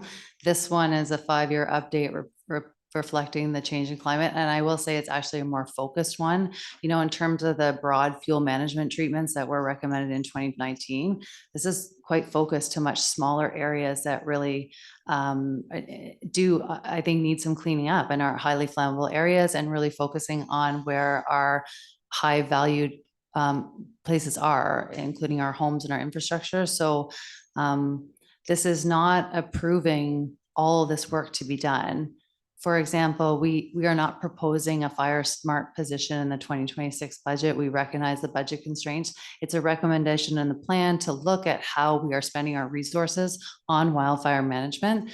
But that, you know, we'll take that as we come and work from this. But I think there's some low hanging fruit in this plan that we can continue working away at in terms of education and outreach, clarifying the perceived conflicts between tree management and wildfire management. And it's a lot of recognizing all the work that I've been speaking to council with in the past months regarding trees and that sort of stuff. There is quite a bit of education that we need to do. And so we can work on that. In terms of grants, you know, if the opportunities come up, and sometimes the eligibility or criteria or what you can put a grant in for can be diverse, and we choose projects based on our plan and what we need done, that can come to council for consideration. There can be input at that stage to ensure that the grants we are applying for are work that it's supported by council. See, I think we'd be wise, just for example, the access and to mitigate critical infrastructure hazards has got to be an essential thing that we do as a community. And so, you know, if that one was at the top, I'd be saying we should be doing that. And if we can get some grant money to do that, we should be doing that. And so with those thoughts, I'll turn it over to Councillor Cassidy. Had you finished? Well, we'll come back. She Oh, had turned her mic on. Well, that's okay. Councillor Cassidy, well, then we'll come back. Oh. Councillor Watt. Thank you very much. Well, I mean, I'm thoroughly confused. We seem to be doing one thing with the left hand and another thing with the right hand, which seem to be in opposition to each other. One week we're going out and lowering the circumference of trees that are protected. The next time we're going out to manage the forest. I don't hear anything but nursery trees, for example. And if ferns don't go back and so forth, then what the heck, we'll go out and spend more money and replant all those ferns. But when you read about major fires that have happened in the United States, for example, and in Australia, they were all man-set. So we are not really going out and policing these forests to decrease the chances that fires could be started. That major fire in California that they've just finished having, that was set by man. And all the readings I've done, they essentially are man-made, not nature-made. And we don't have the same climate that they have in California and elsewhere. We are living in a coastal rainforest. The summers may be bad, but the winters are pathetic. I mean, not from the trees' perspective. So I don't know. I mean, we seem to be giving and not getting. And when I hear about staffing a Fire Smart program, that means our positions, that means hiring more staff. And it's the incremental costs of the staffing, when you look at all those benefits, that are really going to be an inordinate expense. So that's where I'm at. Okay, thank you. Back to Councillor Watt. Yeah. You know, I don't know if I have much more to add. I would prefer a reprieve. But I'll leave it to others to see how the vote goes. Councillor Snyder. So I'd like to put a motion forward. Sure. Well, sorry, we have a member of the public that wishes to speak. So, Oh, okay. Well, why don't we let Councillor Thompson say her word, and then I'm happy to. Councillor Thompson. Yeah, I can understand some of this confusion, but the reality is we're trying to do the right thing here. And, you know, by supporting this plan, it gives us the opportunity to at least try and address this. And fire is becoming more and more concern in our communities as our parks are drying out. And maybe we haven't got it perfectly right, but I think if we can approve this report, get the funding to do some experiments, continue working, I think probably the most important thing is working with our community and education and outreach. And I know that's really valued. There might be some priorities in here that we don't feel are worth spending our money on, but we can make that choice during the budget period. So appreciate the report and the update and the work. I'm happy to support it when we get to that point. Thank you. Could we elevate the member of the public?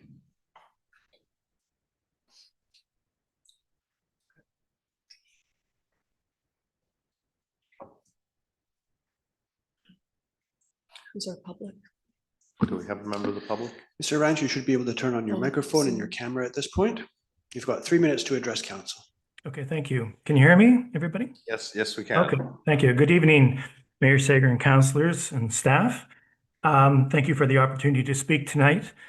I did send an email to Mayor and Council on this issue, although it was a little on the late side, so I'm going to summarize some of the points that I raised in the email. I support most of the plan's education and training initiatives, as well as upgrades to the wildland firefighting equipment and supporting programs and facilities. However, I was disappointed that the early wildfire detection systems were not mentioned. I think even if studies are led by the province or another senior level of government, the district should formally consider this option. I remain concerned about expanding the wildfire development permit area, the DPA, to all residential properties, even under the secondary designation. It appears that both tiers will use the same Fire Smart guidelines. In practice, staff oversight appears limited in this regard, and recent developments under the current DPA have resulted in cedar and juniper hedges and wooden fences within 10 meters of structures. This raises the question whether the DPA is achieving its intended purpose or simply facilitating mature tree removal.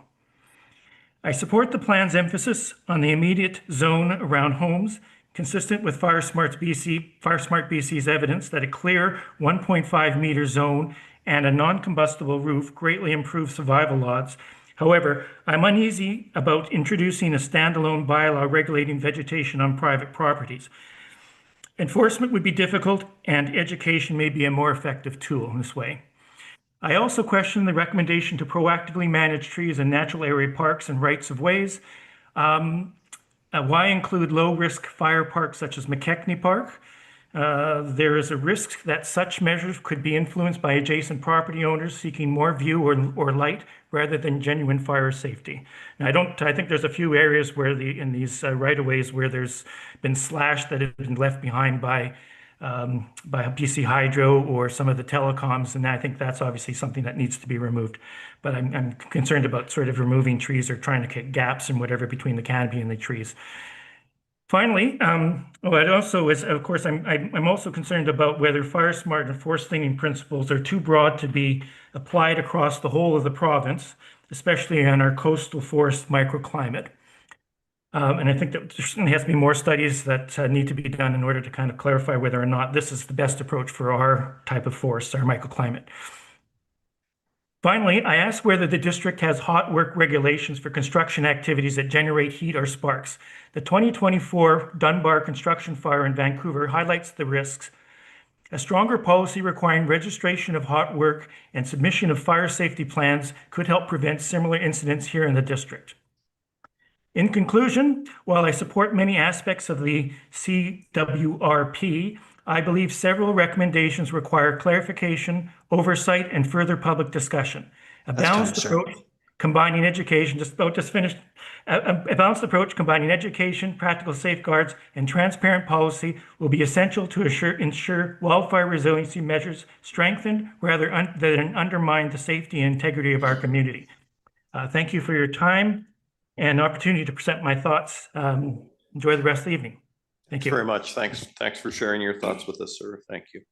Over to Councillor Snyder, please. Great, thank you. So I can tell you that the last 20-minute discussion has changed how I proposed on moving forward with this recommendation. So I am going to make the recommendation that the Community Wildfire Resiliency Plan attached as Appendix A to the report titled Community Wildfire Resiliency Plan dated November 12th, 2025 be approved. Is there a second? Councillor Gambioli, thank you. Any discussion? I'll call the question. Yeah, my only, just a quick discussion on the comment is just basically the explanation we received from you now is that essentially what we're doing is approving the plan. There's nothing being approved here as far as any of the bylaws changes. And so this allows you, as Mayor Sager says, to at least move forward with some of the grants and the proposals moving forward. Everything else is still up for discussion moving forward. So for those reasons, that's why I put that forward. Thank you. I think that is wise. Thank you. I'll call the question. All in favor? Contrary? The motion is carried. And I'd like to recommend that staff be directed to incorporate the recommendations in the Community Wildfire Resiliency Plan into an annual work plan and request support of funding as part of the annual budget process and through external funding sources. Thank you. Is there a seconder? Councillor Gambioli. Well, I got a little bit of a problem where it specifically says and request supportive funding as part of the annual budget process. I really think we need to just like look at external funding sources for now and just kind of work with what we've got. So if I were to second it, I would take out that part. So it would be the Wildfire Resiliency Plan into annual work plans and to seek external funding sources. Yep. So that staff be directed to incorporate the recommendations in the Community Wildfire Resiliency Plan / and to seek funding through external sources. My only comment in regards to this is as you know, the presenter and we're all well aware is nothing in any budget is going to be approved until it comes forward to us in any event. So, you know, you're going to come forward with your recommendations and plans and what have you. But at the end of the day, it's still up to council. It's still going to be up to council as far as what is and is not going to be approved. So from that's the reason that I'm okay to support this as presented. Sorry, Mr. Bailey. Just Mr. Mayor, I just want to make the point. I mean, I think that the motion is written as it is.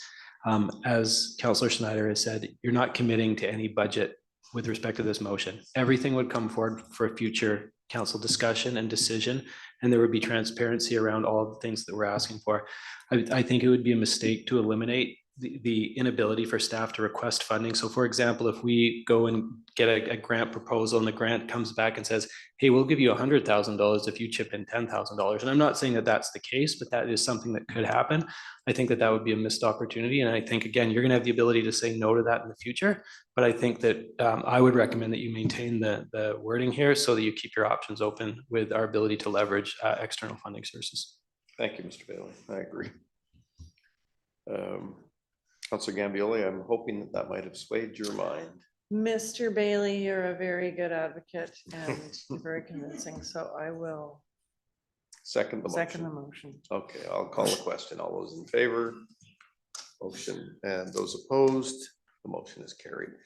Thank you very much. Thanks for your presentation this evening. Could I move now to bylaws number 8 to Councillor Thompson, please? I'd like to propose that the Waterworks Regulation Bylaw number 5260, 2023, Amendment Bylaw number 5392, 2025 be adopted. Thank you. Councillor Watt. Seconded. Question. All those in favor? Contrary, carried. These are just adoptions. Item number 9, Councillor Cassidy. I recommend the proposed sewage and drainage regulation bylaw number 5263, 2013, amendment bylaw number 5393, 2025 be adopted. Thank you, Councillor Thompson. Any discussion, question, all in favor? Contrary, the motion is carried. We'll move to item number 10, the proposed tree bylaw. Councillor Watt, please. Yeah, so I'll, there's quite a bit here. So as written, I'm going to presume. Okay, Yeah, so I'd like to recommend, ooh, well, you could move the first Yeah. part, that the bylaw, there's an amendment to the bylaw, so that could be as written. That's quite lengthy. yeah, And then- recommend that the third reading of proposed tree bylaw number 4892, 2016, amendment bylaw number 5373, 2025 be rescinded. And that proposed tree bylaw 4892, 2016, amendment bylaw number 5373, 2025 be modified by replacing section 4.2A with the following. A parcel is being developed if any work undertaken or to be undertaken on the parcel requires a building permit, demolition permit, or development permit and is no longer being developed when work under any required building permit is complete, and that proposed tree bylaw number 4892, 2016, amendment bylaw number 5373, 2025 be read a third time as modified. Thank you, Councillor Cassidy. Thank you. Any discussion? Councillor Thompson, please. Yeah, I'd just like to reiterate that I think this is a bit of a slippery slope regulating tree size on private land. And I just, even though it's only supposed to apply to a very few parcels, I just think we're better off working in the realm of education and incentives. Thank you. Is there any further discussion? I'll call a question. All those in favor? Contrary, the motion is carried. Thank you, Councillor Watt. The next is the And- proposed boulevard bylaw. Yeah, and that the proposed boulevard bylaw number 4886, 2016, amendment bylaw number 5374, 2025 be adopted. Thank you, Councillor Cassidy. Any Yeah. discussion? I'll call a question. All in favor? I guess we're not really going Contrary, as, the motion is carried. yeah. And that proposed environmental reserve bylaw number 5188, 2022, amendment bylaw number 5388, 2025 be adopted. Thank you. Any discussion? Call a question. All those in favor? And I'd like to recommend that proposed zoning bylaw number 4662, 2010, amendment bylaw number 5387, 2025 be adopted. Okay. Question. All those in favor? Contrary, the motion is carried. Thank you. We'll move to item number 11, proposed official community plan. Councillor Gambioli, please. Already, okay. Yes, so this is the official community plan bylaw, updating our housing policy. So I will make the motion that the proposed official community plan bylaw number 4985, 2018, amendment bylaw number 5406, 2025 be read a second and third time. Thank you, Councillor Thompson. Second. Thank you. Any discussion? I'll call a question. Yeah. Oh, sorry, Councillor Councillor Gambioli. Yeah, so yeah, I do have just a little bit to say, and that is just really generally, first of all, to thank our staff because it's been a lot of work in a short amount of time. So thank you especially to our planning department for coming up with this. And, you know, there's a lot of interest in this because we're currently a little bit under the gun with the provincial government as well, who have sent us directives to be completed according to them by the end of December. And that doesn't form part of this bylaw. So we talked briefly 2 weeks ago when we had this public hearing about what we would do about that. Some of us believe that we should be moving forward on one of the three directives, two of the three actually. And the mayor at that time said that we would together write a letter to the minister suggesting that we sit down at a table and discuss how we can move that forward, but there's been no discussion about that. So I just wanted to reiterate that we were supposed to be doing that and we did agree to do that. And And there's we will been, do it. It's just a matter of timing. when will we do that? Because I've been waiting 2 weeks to do that and I apologize. I had a holiday, so so. we could do it tomorrow. Okay, so I think we should move that along and I do want to just say from my personal point, my personal position, we did send a letter to the ministry in July saying that we, didn't appreciate their overreach into the, responsibilities of local government and invited them to talk with us. But we didn't say unequivocally that in that letter that we would not support the directives. So that's why I agreed to sign the letter. And so I think there's, quite a bit of wiggle room and not a lot of time, but opportunity for discussion. And I think that personally, we should be asking staff to, start those discussions or continue those discussions behind the scenes, as well as, talking officially to the ministry. Thank you, Councillor Gambioli. Councillor Thompson. Well, I actually think we've been incredibly communicative with the ministry as much as we can, and it hasn't been reciprocated as robustly. I think we've been quite clear in where we are standing, whether there's a difference of that on council or not. I'm really happy to support this bylaw, second it, because we need to agree where we can agree, but there's going to be areas where we don't, and I accept that too. These mandates coming down from the province are remarkable, the override, and it would be really irresponsible for us as representatives of your community just to roll over and say, yes, we'll do that. We have to measure each and every mandate. Doesn't mean that the whole book we need to throw out, but there's things that just do not make sense, if not in West Van, in other communities as well throughout BC. I was assured by the chair of Metro last week that Metro would be putting out a letter from the mayors, which Mayor Sager has informed us a while ago, but it just, we haven't had official confirmation. And that's the fight that we really need. It's hard for us as West Van to push against the province solely. So I'll continue to reach out to our fellow municipalities and ask them to join, because I know for many this just doesn't work. So the updates we've made in the OCP directed from the province, I think we've all become able to agree a majority on, and let's start there, do what we can as we can, but this is no way inching towards just rolling over and falling in line with Bill 44, Bill 25, etc. Thank you. Is there any further discussion? I'll call the question. All in favor? Contrary, the motion is carried. Councillor Gambioli, please. And I will also recommend that proposed official community plan bylaw number 4985, 2018, amendment bylaw number 5406, 2025 be adopted. Thank you, Councillor Thompson.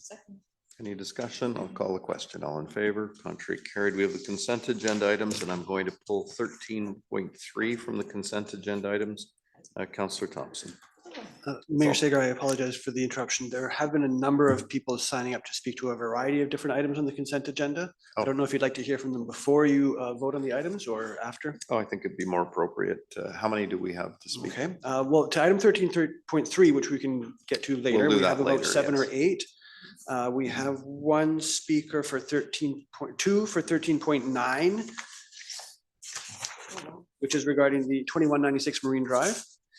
And one speaker for 1310, which is a delegation request. Well, the council has to, if you want to hear on any of these items, what I would recommend is pulling them from the consent agenda item. And if you don't want to hear, then don't pull them. Right. Right. That's the way it works on a consent agenda. Yeah, I'm pulling 13.3. 13.3 is pulled. I pulled that. The other items that I referenced were 13.9 for 2196 Marine Drive and 1310, which is a delegation request form.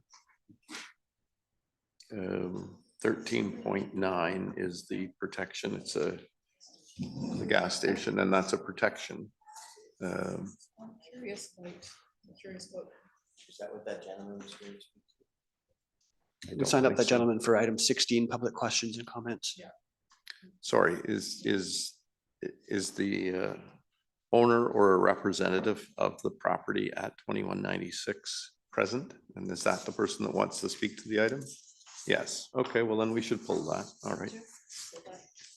Does the delegation request have to come through us? Yes, we have to decide on a delegation request. Through the consent. Anyway. Okay. Do you want me to speak to 13.3? Well, no, I pulled those two. Does anyone want to pull anything additional? No. All right, I'll have a motion then from Councillor Thompson. To pull 13.5, please. Tribute tree. Okay. Councillor Cassidy wishes to pull 13.5. Okay, we have 3 items pulled. Councillor Thompson. Okay, so this is the regarding proposed fees and charges by No, law. sorry, no, consent agenda. We're Oh. going to do those 3 separately.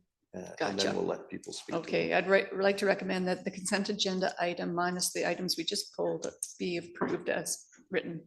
Thank you. Question, all those in favor? Contrary carried. We'll now go to 13.3. And there's someone wishing to speak to that? We have several names signed up for that item. Mayor Sager, the first one is Diane Montgomery, followed by Grace Yang. Ms. Montgomery, would you like to speak to council? Oh, sorry, who's coming up first? Ms. Yang, is it Yang? Yes, Yang. Thank you, Ms. Yang.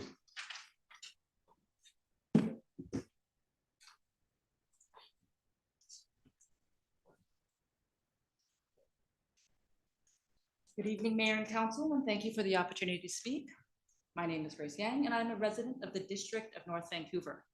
I am here alongside some of my teammates to speak about the impact of paid parking at Rutledge Field and to request that registered West Vancouver field hockey players be exempt from these fees. My daughter and I are both registered members of the West Van Field Hockey Club, and we are both volunteer coaches, which means I pay club registration fees for not one, but 2 family members. And on top of club fees, I pay mandatory annual fees per person to Field Hockey BC. Rutledge is our home field, and we are there up to 3 times a week for programs, practices, and games. On October 26th, I wrote to Mayor and Council outlining these concerns. Families already contribute significant fees to participate in this community sport, and adding parking fees creates an unnecessary barrier to participation. I'm here tonight to reiterate my request and to ask the District of West Van to consider the impact these fees have on both youth and adult sport. Now, as time allows, I would like to read a letter from our field hockey coach, Christina Stewart, who was unable to attend this evening. Good evening, Mayor and Council. My name is Christina, and I am a North Vancouver resident. I have played for West Van Field Hockey Club since I was 6, and I have coached since I was 16. I would like to respectfully request that Council create an exemption to the new Ambleside and Rutledge paid parking policy for athletes and families participating in organized sport, particularly those registered with the West Vancouver Field Hockey Club. We are the largest field hockey club in North America. West Vancouver Field Hockey Club welcomes several thousand athletes from across the North Shore, with a significant portion coming from the city and district of North Vancouver. Although the club carries the West Vancouver name, it is truly a regional organization that serves all 3 communities, especially as there is no field hockey club in North Van. That means North Vancouver residents rely on West Vancouver facilities to participate in this sport. Rutledge Field is also the only field hockey specific turf on the entire North Shore. Despite years of effort, it has been extremely difficult to secure field hockey specific space anywhere else in the Lower Mainland. Previous proposals, including one at Hugo Ray Park, were ultimately not supported. As a result, Rutledge has become, by necessity, a central hub for field hockey for both North and West Van residents. Introducing paid parking at this facility while offering a free annual parking pass only to West Vancouver residents places a disproportionate cost on North Vancouver athletes and their families. That's time, ma'am. Are you able to wind up if you? Yeah. These are athletes who already travel, volunteer, compete, and contribute to the community here in West Van. Many spend multiple days a week at Rutledge. The added financial barrier risks reducing accessibility to sport, and it undermines the collaborative spirit that has always existed between our three municipalities. My request is simple: that council extend a parking exemption or permit option to participants of sanctioned organized organization, including West Van Field Hockey Club, regardless of whether athletes reside in West Vancouver. This approach would align the policy and with the reality of how regional sport operates, and would ensure that access to field hockey remains fair, equitable, and financially reasonable. Thank you, for Ms. your Yang. time. Thank you. I believe my teammates have some things, have comments as well. Councillor Cassidy has a question, Ms. Yang. Why wasn't Rutledge Field supported? Who didn't support Rutledge Field? Yourselves, or when you said that Rutledge Field wasn't supported for the field hockey? I believe wasn't support for a field hockey specific field, turf field. On Rutledge Field? No, I'm missing this. Elsewhere. Oh. So Rutledge Field is the only field hockey specific turf field. Okay. On the North Shore. Okay, thank you. There was effort placed to build another field hockey specific turf field elsewhere on the North Shore, but that was not successful. Okay, thank you. Thank you. Ms. Kettler, can you just remind me, is Rutledge Field one that we would refer to as Field D or E? No, that's a different one. no, yeah, D and E are sort of right adjacent to Pound Road. Right. And then Rutledge, yeah. Is that one. Got it. Thank you. Thank you, Ms. Yang. Who is the next speaker, please? Diane Montgomery. Ms. Montgomery.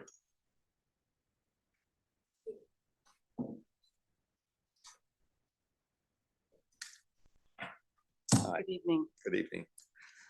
Tonight I'm talking about field hockey, my main sport, not pickleball. I'm actually just going to wing this because really Grace covered everything. I want to say that I don't know if you all know that not only do we rely heavily on our team, the Ravens, which we're a very intergenerational team. We have teenagers up to masters level players, so from 16 to 70. A number of our players went to play in the World Masters Cup in Auckland last year. 5 from our team represented Canada. And so obviously, not just West Van players went to play at the World Cup, but also from all of the Lower Mainland. And we had training and practices at Rutledge, but there was no pay parking last year, so it was pretty friendly. Now, it's awkward that we have, our teammates and players on our the teams, the Masters teams that we will try out, and we will try out for World Cups, and people are coming from Burnaby, Tawasin, all over to do the training at Rutledge Field. The men's national team play at Rutledge Field. Now, they're not just West Van players. My son just retired from that team a couple of years ago. So I think it's a broader thing. It's not just that we pull from North Van. 70% of our team are from North Van. Only 30% are from West Van. We wouldn't have the teams or the programs if we didn't have the North Van participants. So it would be really great if you would change your minds. Plus, everybody just doesn't want to pay for parking, so they all go and park in the neighborhood. Then the neighbors don't like that. Then they're going to apply for permit parking, and then the shopkeepers don't like it because they don't want people to sit in front of their shops for too long and not buy in their shop. So it's very complicated. I get it. But for field hockey, it really is bad, and it's really not great for us. And so I really hope that you will look at the wider implications of the pay parking at Ambleside Fields. Thank you very much. May I just ask a question? If technology permitted it and there is a way to give an exemption pass that could be limited to the time that the sport is being conducted, is that satisfactory? You see, the problem is if you give a person a pass and then they get the advantage of not paying anything 7 days a week, 24 hours a day. And I think it is important for people to recognize that we spend a lot of money on our fields. Right now, as you know, we've just replaced two of the fields, and the cost was $2,301,000. So and they're beautiful, yeah, they're beautiful. But you know, these things are paid for primarily, not entirely, but through use and things, but it's a lot of it. I know the pickleball people are going, we want more money spent on pickleball. Look at them, you know. So this is the constant challenge. Councillor Snyder. And Cassidy about this, but I think that maybe it's appropriate that we ask staff a little bit. Ms. Lawler's here to answer the question, because as you say, the cost to replace the field that is so beautiful that you're referring to was something a little over it was close to $2.5 million. That was Now, that a was lot, the budget. It actually came in at 2.3. right. Now, I understand there are rental fees that the clubs do pay, and those rental fees do go towards the replacement of the field moving forward. That being said, maybe Ms. Lawler could indicate whether or not the actual fees that we received actually did cover the full cost of the replacement of that field. No, I think we were short $200,000. I think that's my point. That's the question that I'm wanting to confirm. Ms. Lawler? Through the mayor to Councillor Snyder, the mayor is correct. The budget was $2.5 million, and the cost of the project was 2.3, and we had 2.1 in reserve based on sport field rental fees. So we were short. We did not have enough to cover the entire project. So about $228,000 to be precise, short? Correct. Thank you.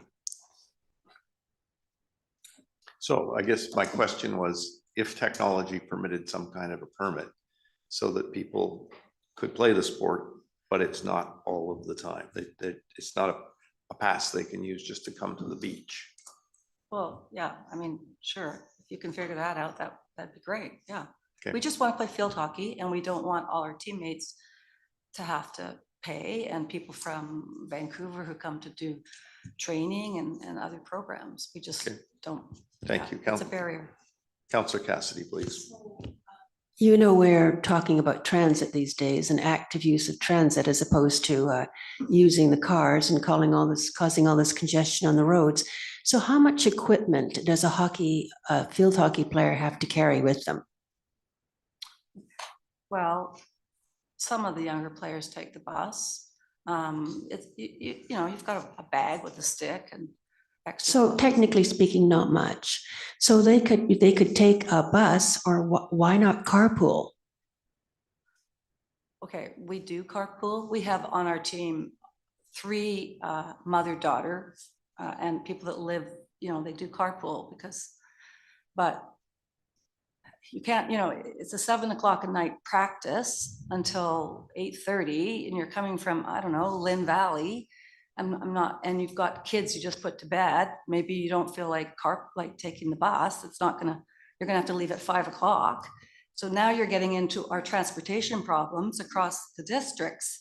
And, you know, nobody on my team really, okay, our coach, he takes the bus, but now I give him a ride down to Horseshoe Bay. So he's 19, but you know, mostly it's adults. Who could take the bus? They could take the bus, but everyone's busy, and we do carpool to games when we're going out to Abbotsford or Tsawwassen or wherever, but generally people have super busy lives, and with a big hockey, you know, you're probably not going to take the bus. It's convenient, Ambleside. So if you lived in Ambleside, great, you could just walk over. But mostly people drive. They've been working all day. They've got, you know, you're rushing to get to your practice, honestly. And then at 8:30 at night, it's not very nice to have to walk up into the darkened neighborhoods and then find your car and hopefully be safe and get home. So yeah, they could take the bus, I guess, but. Well, I mean, in this situation, the carpooling and taking the bus would probably be ideal, particularly since it's right by Marine Drive. Yeah, it would be ideal. Okay, I'm gonna just ask Councillor Watt, but I'd like to get to the other people and make sure everyone has a chance. Yeah, so I've been hugely supportive of the pay parking initiative, despite the bumps along the way. And I was you know, supportive of reducing the price of allowing user groups, coaches, teachers, you know, the groups that we've identified to, you know, be eligible for a pass like us. But the recent correspondence and feedback from people like yourself has definitely got me doing a rethink on this. And I did a bit of research over the weekend. Some municipalities across the country, I didn't just look locally, they have something in the system, and this goes to what Mayor Sager said, where you can input the license plate if you're part of one of those special user groups, and you're going to get your 2 hours free, whatever that may be. So I personally would prefer to explore whether that is possible. And I recognize that this will bite into the funds that can be used to pay for the 2 million plus field renovations, but this is impactful, and it's impactful to organizations. And I think it's important that the motion in front of us tonight helps the situation. If it doesn't pass, it actually maintains a higher rate. I think our corporate officer might highlight that a little bit. It's fine to say we'll rethink other parts of it, but this motion tonight actually goes more towards what these individuals are talking about than what exists today.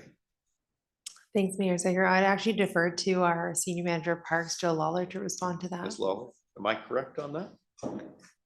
Hi, thank you, Mayor Sager. So in front of us this evening is a community partner pass, and this is targeted for volunteers and coaches, and it caps and creates a monthly fee of $20 per month. So yes, it does create a more affordable option for those that are committed volunteers and coaches within the sporting organizations and staff as well.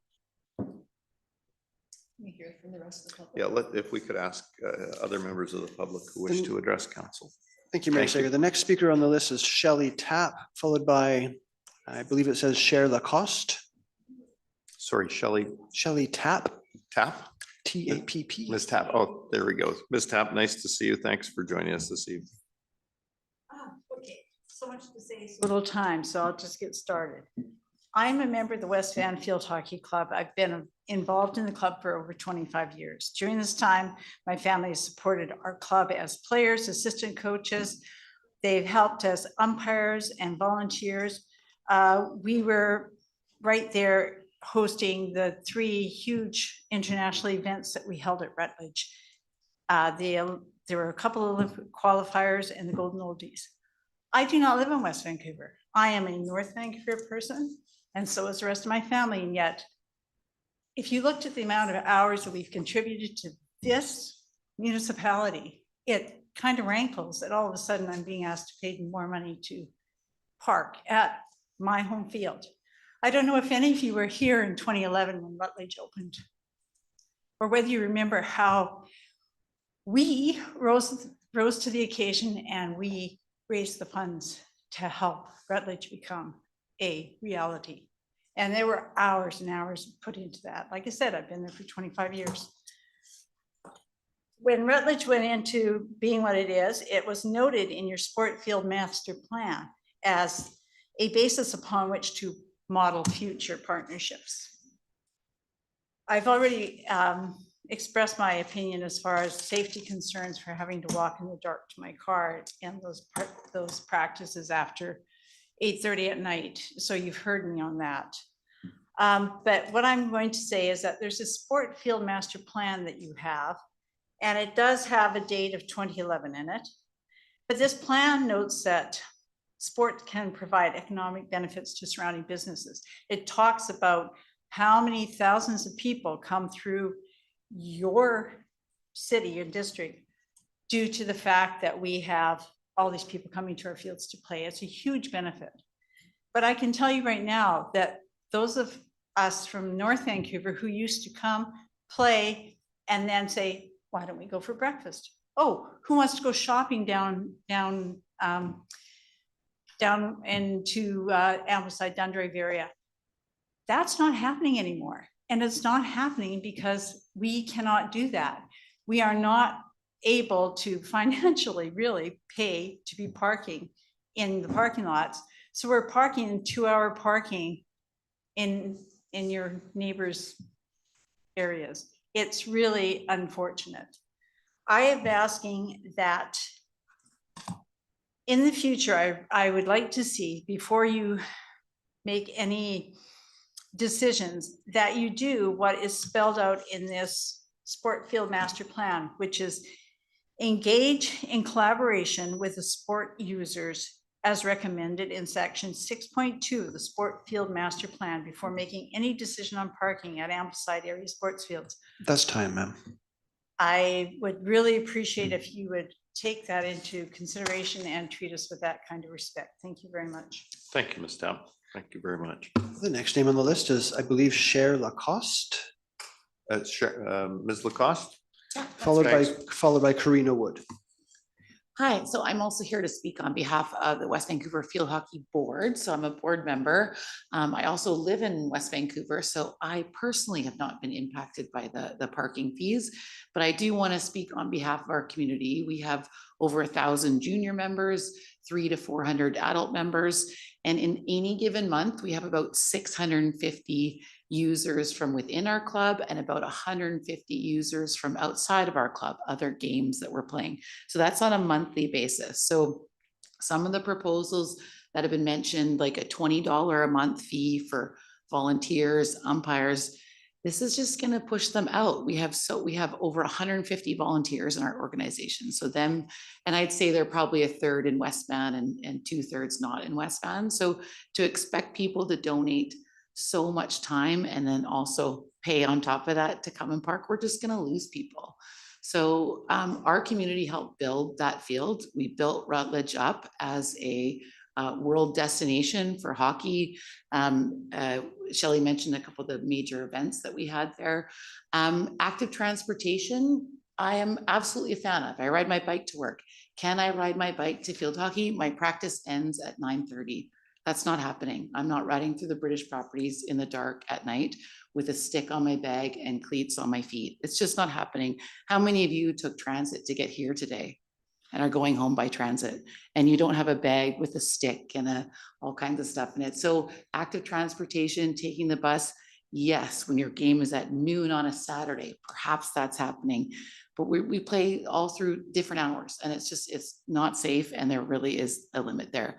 So our club, so field hockey, along with soccer, baseball, and the sailing club had all sent a letter to Mayor and Council requesting we rescind and suspend the pay parking while some meaningful consultation is done with all these programs that are affected and impacted by it. Some of the suggestions of the time limit while you're using the field, I think that's totally reasonable. We do have some of our coaches that are at the field for 5 to 7 hours straight, doing different junior programs onto senior programs. So we would look for some ability to be flexible on that, but we're really looking for some more meaningful consultation to this. Is impacting our players, and especially in a time where youth sport is on a decline. This is just one more thing pushing parents out the door. May I just ask, Ms. Tapp, how many people would be at any given time actually driving to park there? Yeah, so we usually have, like, there'll be a game playing and right after there'll be another game getting ready to play. So let's say there's 20 field players on both sides, so it's 40 people. Like my team, I know there's at least 4 or 5 people, different cars that do carpool there, because even before, when there wasn't pay parking, it was still hard to find a parking spot on a sunny Saturday or competing with the farmers market. So people were still doing their best to carpool and limit that. But like evenings, like late evening practices, the amount of carpooling does go way down. Like Shelley mentioned, you're rushing to get home from work. You got 10 minutes to throw in your uniform and head down there. So there's at least 40 people on the field at any given time during games, and there's 40 people waiting to get on the field. One thing that I don't think anybody talked about is also like parents and grandparents just coming to watch. So don't we want to encourage that? Like, you know, my dad lives in White Rock. He loves coming to watch my kids play. So I just think it's just a bigger concept than just, you know, well, we pay for parking. It's just how we deal with things, right? It would be nice to just have those sports clubs just engage meaningfully about some proactive solutions we could deliver. The only comment I'd make is if we go to White Rock, they make us pay. I borrow my They dad's do. car and park on the beach, but they put that in, and But same I have thing, a- West Van residents or White Rock residents. for example. I have another question. Sure, yeah. So the people that are parking, who are playing in the evening. Yeah. At this time of year, obviously, that's a little easier to deal with because it's not competing with people who want to go and use the beach. Yeah. So. And it was just interesting that this rolled out in September when really it was the lowest user to like in terms of other people using, like, I understand you go down to Ambleside and people are, you know, opening their car with their barbecue and chairs, they're spending the day there, right? And so turnover is important for the businesses there. You know, for the most part, if you're there to play a game, you're there for 2 to 2.5 hours. You're 45 minutes early to warm up, and then your game is an hour and a half. And hopefully you have a pop on the sidelines and watch the next game start and then get out of there. So the intention is not to be there all day. So a time limit for that is reasonable. Thanks very much. Thank you. The next speaker on the list, Mayor Sager, is Karina Wood, followed by Sean Lynn. Ms. Wood, thanks for joining us this evening. You're welcome. Have it on my phone. Hello, Mayor and Council. My name is Karina Wood. I've been a resident of North Vancouver for more than 25 years. I appreciate being able to speak here tonight in support of West Vancouver Field Hockey Club and other sports clubs at Ambleside in their request for meaningful consultation regarding the matter of pay parking at Ambleside. In 2016, I joined West Vancouver Field Hockey Club as a new field hockey player and participated in their adult recreation learn to play field hockey sessions on Monday nights. There, I met a wonderful array of women, all united by our love for sport and field hockey. My husband is a West Vancouver soccer team member in the over 55 club team and has been playing soccer for years, but only the last 5 for the West Vancouver club. Once I acquired some basic skill, I started playing in the Greater Vancouver Women's League with the West Van Ravens, some of whom are here tonight. I also started coaching my 9-year-old daughter's Spring League field hockey team as a volunteer. I coached for the next 6 years. I took carloads of kids to Rutledge Field along with goalie bags. Just to speak to what gear do you have? Goalie bags. I have snacks for children in an esky, in a cooler, sorry, that's my Australian. Goalie kit, snacks, coolers, as well as field hockey bag and the ball bag. So it's some really heavy stuff. I coached for the next 6 years, and in the past 3 years, I have started umpiring. All these activities have been largely located at Rutledge Field, the only water-based turf hockey field in the whole of North Shore, and managed by West Van Field Hockey Club, the only field hockey club on the North Shore. I'm sure glad I didn't have to pay for parking during all those years of volunteering. Some of our West Van Ravens team have played together for more than 10 years. We're a family with an age range of 55 years. We're 16 to 71, 30% of whom live in West Vancouver and 70% in North Vancouver. Our league starts in the fall and we practice on Thursday night, 7 to 8:30 p.m. This fall, with pay parking now in effect, West Vancouver team members park next to the field and North Vancouver team members park in the Free Park residential areas and on Marine Drive. At the end of our practice, we farewell each other, and the North Vancouver team members walk by the almost empty parking lot and up the hill in the dark and the wet. In my experience, the general Ambleside area experiences a natural drop in parking demand during the late fall and winter months. Field hockey is a year-round sport, with evening practices and games often extending until 10 p.m, implementing a pay parking scheme until 10 p.m. all year round disproportionately burdens athletes and volunteers who are utilizing the facility for essential evening training when it seems there is no other significant parking demand in the area. That's time, ma'am. Thank you. Thanks very much. Thank you for joining us this evening. The next speaker on the list is Sean Lynn, followed by, I believe, Mr. Bretner signed up for this item. Thank you. Thank you. Good, thank you. Sean Lynn. Thank you. Sean, thanks very much for joining us this evening. Good evening, Mayor and Council. My name is Sean Lin, President of West Vancouver Little League. We use Ambleside fields from spring to fall. Our family already paid for the field use and pay parking adds an extra barrier for both our families and teams who travel here. A typical junior or senior game is close to 3 hours. At $5 an hour, that is about $15 per family for a single game. For our older divisions, some visits include double hitters, which means families are here 5 to 6 hours, and the cost moves closer to $25 or $30. This becomes a real burden for visiting families without the resident pass. Visiting teams are the main concern. If parking costs pushes them away, we cannot run a proper schedule. We also feel the impact at Cypress Falls Park, which is now paid parking as well. Most of our West Van families have the resident pass, but visiting teams and non-resident coaches do not, so they face the full parking cost at both locations. Our umpires are mostly teenagers learning modest game fees. Losing $15 to parking takes away a large part of what they make, and it makes it harder for them to accept assignments.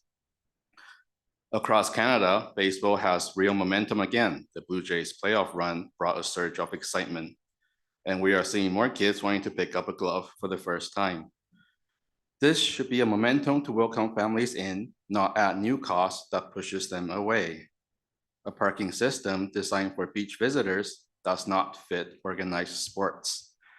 We're a nonprofit run by volunteers, and the rollout caught field users off guards. Field user groups were not consulted before this was implemented, and it is already creating issues for the volunteer coaches and officials who support the kids. We are asking for a straightforward pause to the parking program for the sports field and meet with the user groups to design something that fits how youth sport operate. Little League is built on a simple idea. Every child who wants to play can play. A parking system should not become the barrier that stops them from that. Thank you. Thank you very much, sir.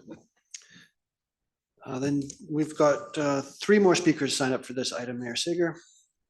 Mike Bretner, Maureen O'Brien, and Beverly Ann Lehman. Thank you. Sorry, Mr. Retner, is it? Mr. Bretner. How's the sailing club doing today? So excellent, I'm gonna tell you all about it. Oh, good.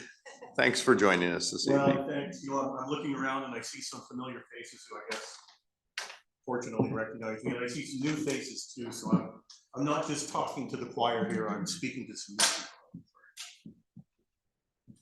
Hip replacement, 14 weeks in, doing great, on the way up. There you go. Gonna be sailing again real soon. Good, good. Anyway, what I'm here for is just to tell you a bit about the sailing club and how many people we have in it. And the parking, of course, will affect our membership, because if you're gonna go sailing for, say, 3 or 4 hours a day, your park gonna be more or less parked down the side. And that's gonna be a detriment to our members. And also we have a large number of instructors who come down, and as you can imagine, them charging them $20 more. The net effect of that's going to be is that we're going to have to raise their salary by $20 a month, and it's very hard for the sailing club to do that, because we actually lost a bit of money this year supporting the sailing school. And our spring 2025 breakdown, just to let you know that we had 5 people on the foiling team. We had a development team of 8 sailors. Our FIVA race team had 7 sailors, and our laser race team had 4. But the really neat thing we do is we have school programs where school classes come down and take the boats out for a day. And we had 500 students from the North Shore come down this year. Now we're trying to keep everything inexpensive, because we're trying to encourage people to get out and enjoy the beautiful West Vancouver waterfront. And many of our school programs are sponsored by grants that we receive, so there's no charge to the schools for coming down. Then in the summer, our Can Sail 1, this is the basic program, had 83 sailors. Our Can Sail 2 had 54, that's 1 level up. Can Sail 3 had 28, and Can Sail 4 had 24 sailors. And then we had 36 in the final program, CANSEL 5 and 6. Now, we also started, I mean, I can appreciate that nobody in here is really into foiling yet, but a Oh, wasp don't is- say that. You are? Oh, well, then you already know about this. The Wasp is an incredible foiling boat. Hollyburn Sailing Club has the biggest Wasp fleet in English Bay. And we have 7 foiling sailors who are out there winning races right now, making West Vancouver look like the foiling capital of British Columbia. I love it. Anyway, we had 20 sailors on our race team this summer, and we sent 8 sailors over to the Commodores Cup, and that's an event put on by Royal Van on the other side of the bay. And in order to get a complete certificate, you have to engage in some racing. So Royal Van puts on the race, and our sailors then get their certificates. Now, and we've got a fall program, and we've got 8 sailors on the race team development. The FIVA has 10 sailors, the laser race team has 8, and the foiling team, again, those same 7 sailors. That's We time, went to the sir. Pumpkin Bowl over at West Van, and of course, the Blue Nose over at Kitts. And these are all regattas where the kids can get out and go sailing. Sounds like great fun, sir. Oh, it is. It's just phenomenal. And the other thing is that we, of course, have the sailing school in the summertime. And we had over 800 program registrations in our sailing school. So some of those were duplicates where they would take CANSEL 1 and CANSEL 2, but basically 800 people, 800 times 2 weeks times people lessons were given at Hollyburn Sailing Club. And to support that, we actually have something like 10 instructors and about 10 volunteers. Thank you so much, sir. Okay. I'm gonna and- get in trouble from my colleagues here letting you go on so much because my love of sailing. So I've got to ask you to wind it up. Thank you very much. I just want to appreciate how much the sailing school adds to the youth participation in West Vancouver and how well respected it is in the day. Thank you so much, sir. And thank you. Thank you. Yeah, don't. You see, the recovery is going so well, you forgot it. Yeah. Thank you. The next 2 speakers are Maureen O'Brien and Beverly Ann Lehman. Thank you, Ms. O'Brien. I was just gonna let Beverly go first, she's in the sailing club too. Thank you. Oh, let's keep the sailing club together. Hi, I am Beverly Ann Lehman, and I am the newly appointed Commodore of the Sailing Club. So I am new to this role, and I will be reading more words from our training officer, as she has been more privy to the situation of the parking. So it reads as you know, as Mike has said, the Sailing Club is an integral part of West Vancouver community. And for years, we've offered the camps, the race teams, and coach training at very low cost. In fact, lower than many of our competition in the Bay. And we are undercharging for our camps, but we do this because we are committed to bettering the community and creating a safe space for youth in West Vancouver. Hollyburn has been a great organization and is recognized in multiple occasions, which has allowed us to run programs at no cost for for first-time Canadians, for Indigenous communities and families, underrepresented families all over the Lower Mainland.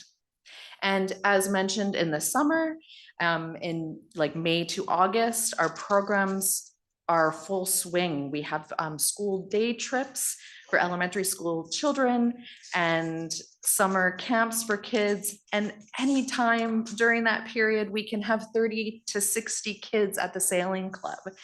And this year alone, we had 500 kids going in through those programs for a day of sailing. And most of those kids it was to them for no cost. And all that was that secured through Sailing Canada. And along with this goes 18 highly trained coaches. And these coaches spend years of training and go through rigorous process to become instructors. And here they are, they drive to work and they don't live in West Vancouver. And these staff are at the Sailing Club from 8:30 a.m. to 4:30 8:30 PM and often overtime till 7:30. And so this means that they would spend like $40 just to park so they can go to work. Can I And ask a quick question though? yeah, Don't they just park in front of, on Argyle? On behalf of everybody. Yeah. Unfortunately, several years ago, you turned that into the Spirit Trail, took away all the parking. it, No, but just one block further. It's the same distance on Argyle to go into Ambleside Park as it is to go to the west. Like I'm, That's only a 3-hour zone. there's caps to some of that parking oh, I see. So the issue is people because coming. they're going to work. So they're there the whole day, right? Ah, That's time, man.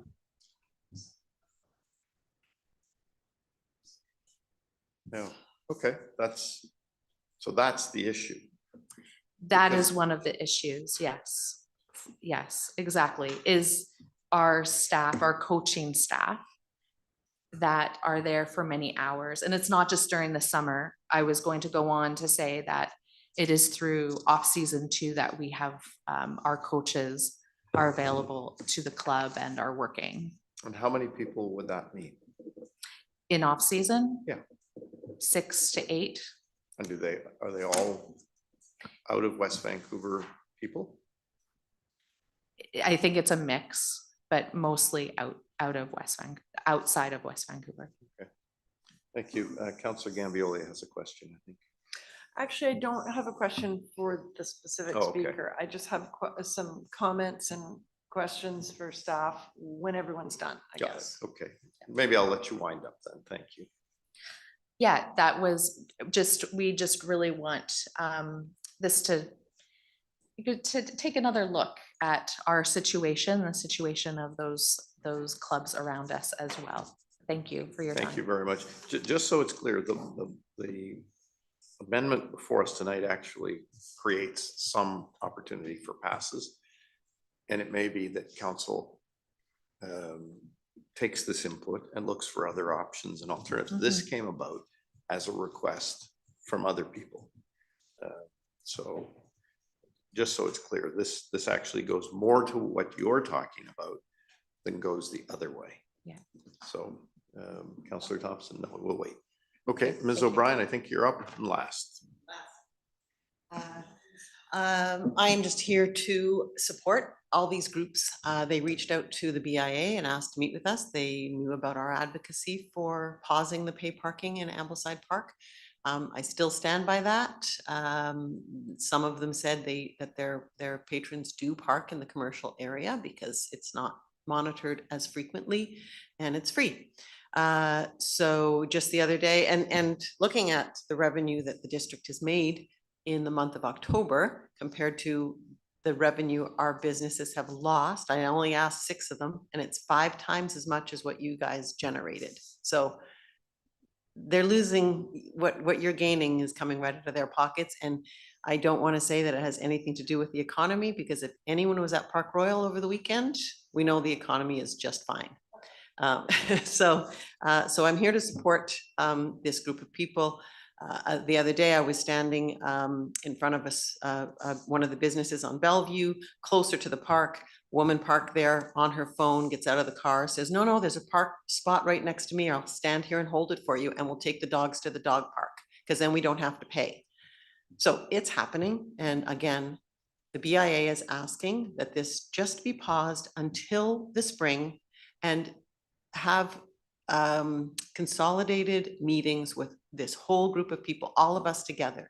We can figure something out. There's a solution there somewhere.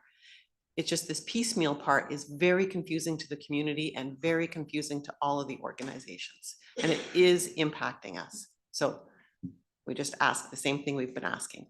Thank you. Thank you, Ms. O'Brien. Okay, that's it for speakers on this subject. I'll go to Councillor Thompson. Thank you, sir. You know, I pulled this item tonight because I was so compelled by the speaker a couple of weeks ago, and then the ensuing correspondence that has come through since. And it is the stats and the insights and the information that we're receiving just give me pause. you know, we all know around this horseshoe, every decision we make impacts not only our residents, but the people coming to our community. And I know none of us take it lightly. You know, the good ones are when we can make everybody happy and it's unanimous. And, you know, fortunately, this council's had an opportunity to do a lot of that. And then there's the decisions where it's divided and you're not going to win in any vote. You've just got to dig deep, understand what you believe in, understand what you think is best for the community, do your fact checking, get as much information as you can. Then there's, and this, I think, falls into a different category altogether. But I will say, I've been able to sleep at night when I've made decisions based on all the information we have at the time, you know. And I think we've been trying to implement paid parking with good intentions.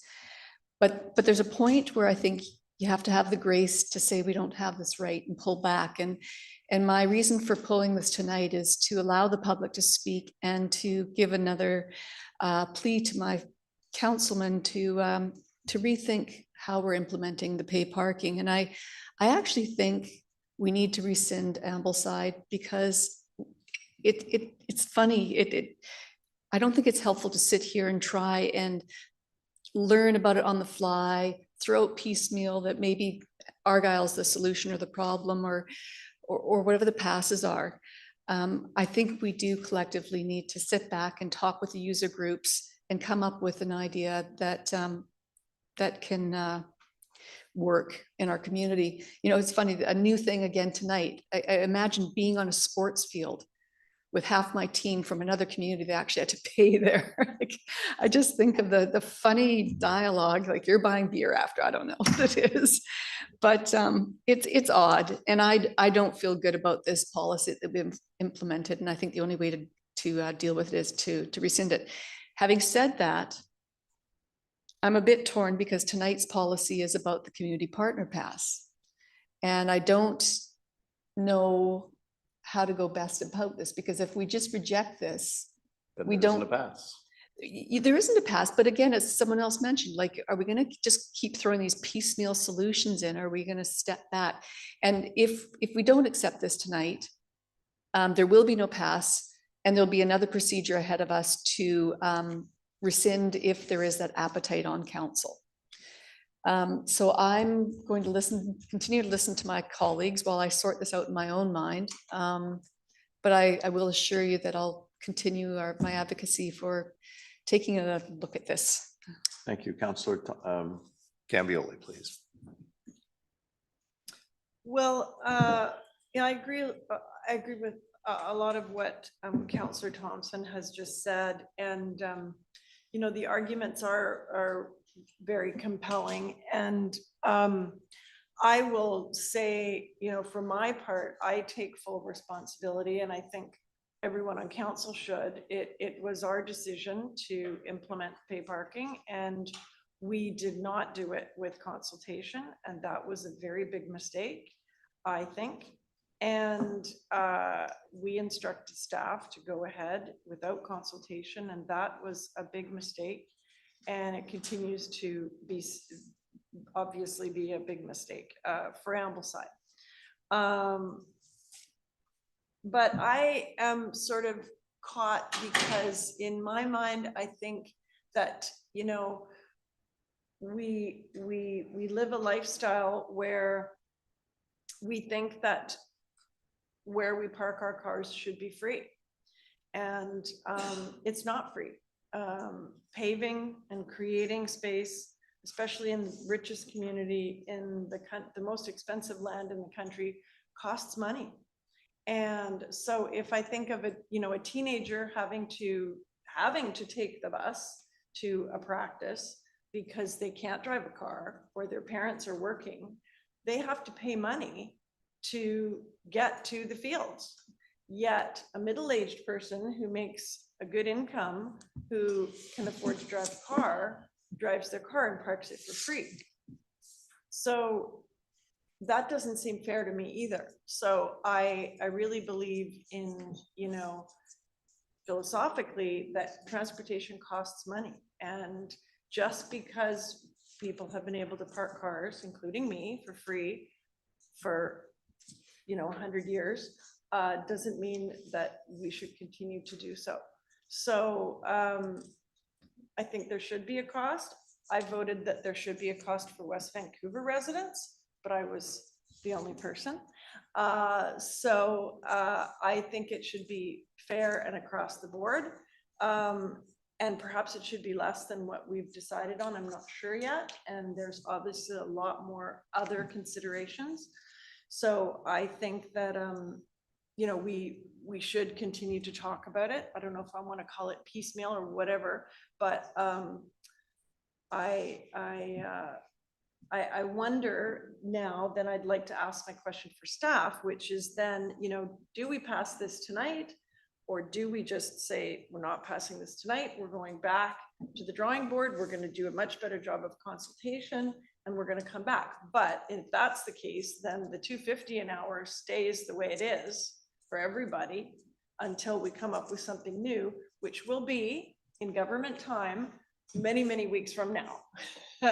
I can assure you. So I'm not sure what best solution is. It won't make everybody happy.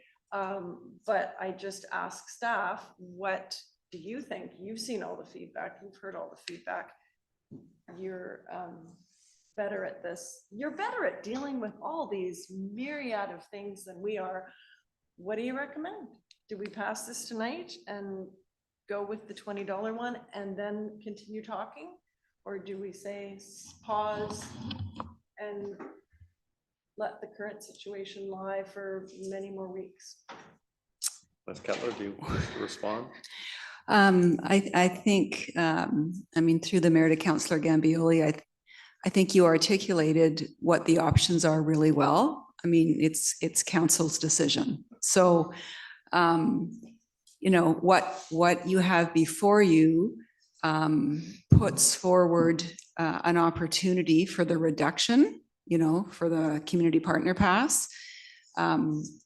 Staff, if directed, can, continue to look at other options, or council can provide further direction, but that will take time. So if the partner pass is not moved forward tonight, then it's delayed or off the table until it comes back. And that potentially, from what we're hearing, is a burden to coaches and to those that would qualify. So really staff's role is to take direction from council. And we will do whatever, but yeah, just so everybody is clear, tonight is to move the community partner pass forward. And if that doesn't happen, then it will not come into effect. Council was requested to come up with exactly what is before you this evening, and that is a partner pass. And it's actually, I think, going to be the least expensive pass in Metro Vancouver for a similar pass. I think Ms. Kettler or Ms. Lawler's nodding that it will be. The municipal share is $14. The pass is $20. The rest of it is taxes and transit fees. So, it's the cheapest pass out there. Councillor Snyder? Yeah, just a few comments. First of all, I think that was an unfair question to ask staff to put them in that situation, because you've done exactly as been directed by council. So I'm not so sure that was a fair question to put to you. I think the people here, first of all, thank you all for coming out and taking the time to share your views and your thoughts. I think you've been obviously well heard by all of us, giving us much to think about. I do want to remind people again, as Mayor said, this issue tonight is strictly on the community pass. I think that the community pass does address some of the concerns that are being raised. Yes, there is still a $20 per month cost, but as somebody points out to me, I think that that's 66 cents per day cost, which I appreciate for some is still adds up as time goes by. I know that staff have already also been given direction to take further considerations into their work plan moving forward. And I believe, if I'm not mistaken, are going to be reporting back to council early in the new year on some other options that are being proposed. But from my perspective, this is at least something in the right direction moving forward. I think that to not approve this tonight would be a mistake, because it would then leave everybody where we're at right now, and that is $2.50 for everybody. And just a quick correction, I know that one of the speakers said, you know, we're still over $5 or $5.75, and I think there's a lot of people that haven't been advised of the new rate that went into effect on November the 1st, and that is $2.50 per hour, not the previous $5.75. We clearly heard the community very loud and clear on that, and so we did address that. But I do think, you know, Councillor Thompson raises some points and issues that we do need to take into consideration. But we're not going to be able to deal with those tonight, because those are, of course, matters that still have to be dealt with moving forward. And I don't think we're in a situation where we can actually just put a pause on anything tonight without it being further looked at. So from that reason, I'm going to support this moving forward. Thank you, Councillor Watt. Yeah. This unrolling this has been like playing whack-a-mole. You know, we went forward with what we felt were the best intentions for the community, but the unintended consequences have been extreme. We've heard from locals who can park for free, people from across the North Shore. And throughout this process, there have been a few things that have troubled me. I would have liked to see us reduce the daily hours. I would like to see a cap.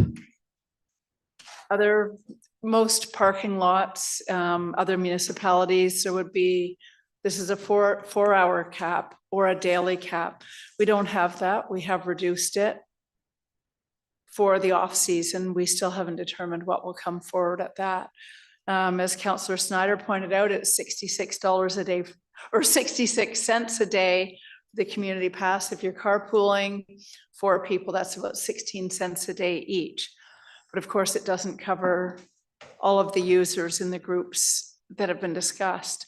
Sorry, I've been scribbling notes throughout this. And the other unintended consequence, of course, is the overflow. And we all know that we are struggling to maintain a full contingent in the bylaw department, so that continues to be a challenge. Honestly, in my time on council, I'm finding this to be one of the most uncomfortable situations and decisions that I've been in. And I think, like Councillor Thompson, I would prefer to see it paused while we get it right. But failing that, at this point, I feel we have no choice but to approve this as it is written right now. But I have another question. So should we approve this? What is the cost to implement these community passes from a staff perspective? Should we, when we all get together, I'm sure, and further discuss this, decide that perhaps the right thing to do is to pause it temporarily while we get it right? So what cost would putting this forward put on the taxpayer? Maybe, well, sorry. Yeah, through the mayor to Councillor Watt, it's really our colleagues in engineering who are sort of leading the implementation and working with MPark. So I wouldn't be able to answer that question. Okay, thank you. Councillor Cassidy, please. Well, to answer one of the questions this evening, why did we implement this in September? The reason we implemented this in September is because it was the quiet season. The costs of cleaning and maintaining Ambleside Park is absolutely horrendous on the West Vancouver taxpayer. We have thought of this and the echo effect of what has been occurring, and nothing is perfect from when you put a plan into place first out of the gate. We are hearing what is being said, and we are addressing it as we go along. It is not perfect, but it is something, and we need the monies that we are collecting from pay parking to maintain the caliber of what we want in Ambleside Park. The garbage that we collect, the people who come all day, use the park, do not give you users any opportunity to park. And so you're flooding up into the residential streets anyway, because the all-day sunshiners are there in the summertime. Our toilets, quite frankly, are filthy. We need more maintenance there. I mean, they're a total embarrassment because of the amount of usage that they have. So when you come to the park anyway, there is no space because the all-day people are using them. Now, we've heard what you want. This motion tonight is going some ways towards addressing it. Can there be more that we can do? That's a good question. So what we will do, I think, between now and the next time you hear from us, is go and examine all the other various parks which your user groups use and see what they do to accommodate your needs. And I'm assuming that we will duplicate what they do to accommodate your needs. And I'm assuming that they're not quite as accommodative as you think they are. But the one parent entity that we represent is the West Vancouver taxpayer. That is our job. They hired us, they pay us, and we represent them. And that's where I stand. We have accommodated this with these user passes. As far as the ADBIA is concerned, for 3 years, they have been told, pay parking is coming, pay parking is coming, pay parking is coming to Ambleside. And now we're here. So I'm sorry, as far as I'm concerned, I'm pleased it's here. It's been one long journey over many years to get to this point. And we will solve the various problems. We're all intelligent people. And if your council isn't intelligent, at least the staff is intelligent. So we're 50-50 here. But we will solve the problems. I have utmost confidence in our staff. And all I ask for you is some patience as we proceed forward. Thank you. Thank you, Councillor Thompson. Just one final comment and question for staff. I just don't think we're in a position to consider transportation a viable option with our routes and service. We just don't have that reliability. Honestly, it's ridiculous. And that's our transit hub, which is ironic. My question to staff is, what would the process be moving forward if we were to rescind the parking until spring and consultation, given that spring is our quieter time in the park and we wouldn't have the pressures?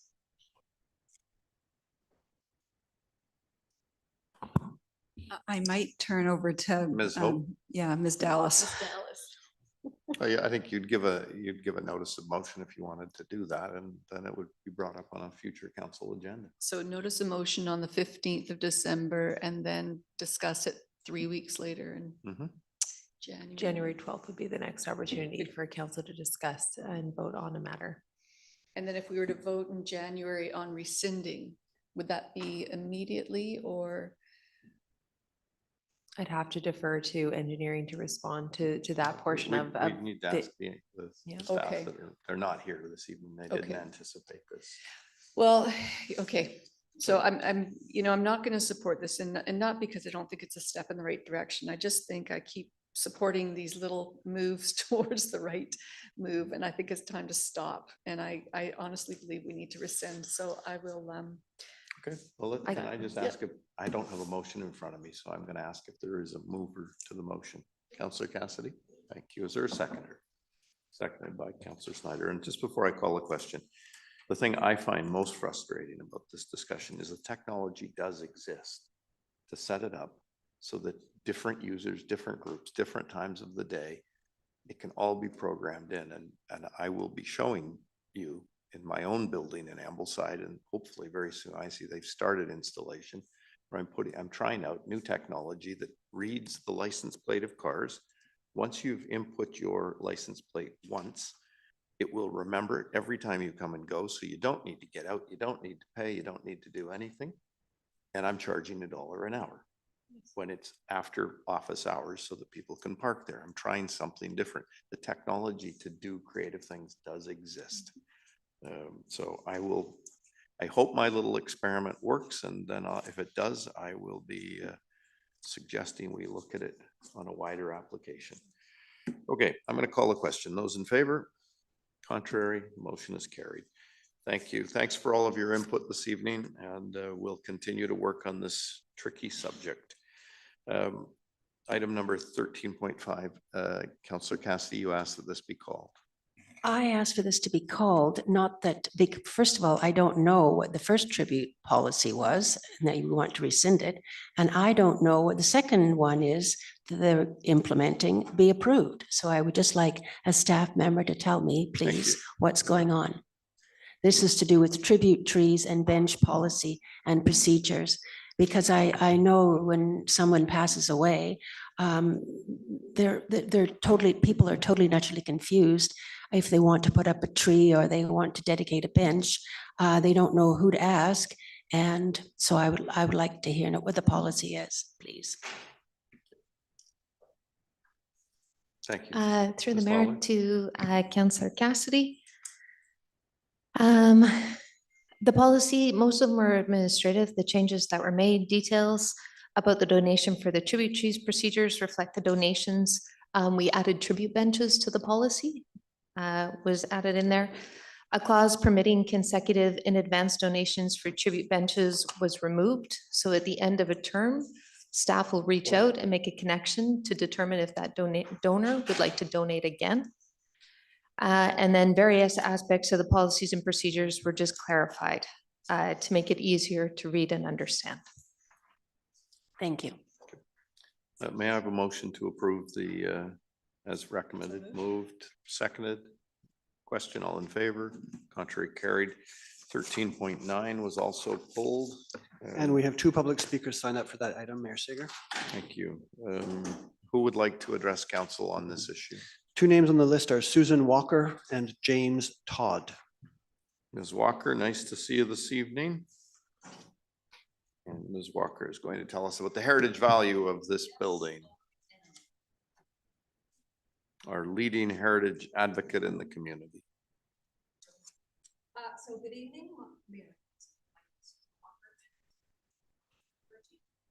And 6 months ago, I wrote a comprehensive statement of heritage value regarding Pacific 66 Station, also known as OK Tire, also known as Petro-Canada, which exists at 2196 Marine Drive. I believe everyone, mayor and council, received a copy of that, and hopefully you had a chance to read that. I should note that I sent that same statement multiple times to the developer, JTA Devco, with no response, phone calls with no response. So tonight I want to speak about the remarkable opportunity reflected in that statement of heritage value, a new vision surrounding our Pacific 66 Station. So for nearly 60 years, this mid-century modern landmark has fueled West Vancouver's car culture, but its future lies not in petroleum, but in potential. Built in 1965, this building is one of the last surviving mid-century modern buildings, mid-century modern stations in all of Canada. Its folded plate roof, clear story windows, caramel colored stone veneer are more than architectural details. They are a symbol of a community that back in the 1960s embraced both fresh, modern West Coast design and a car culture. Preserving these features in this building allows us to honor our past while adapting and recharging for the future. Our proposal is simple yet bold: transform the station into a vibrant hub for sustainability and social connection. Imagine a cafe that fuels people paired with high-speed EV charging stations in a facility that refuels both cars and individuals, and can showcase Suncor as the owners and their commitment to innovation.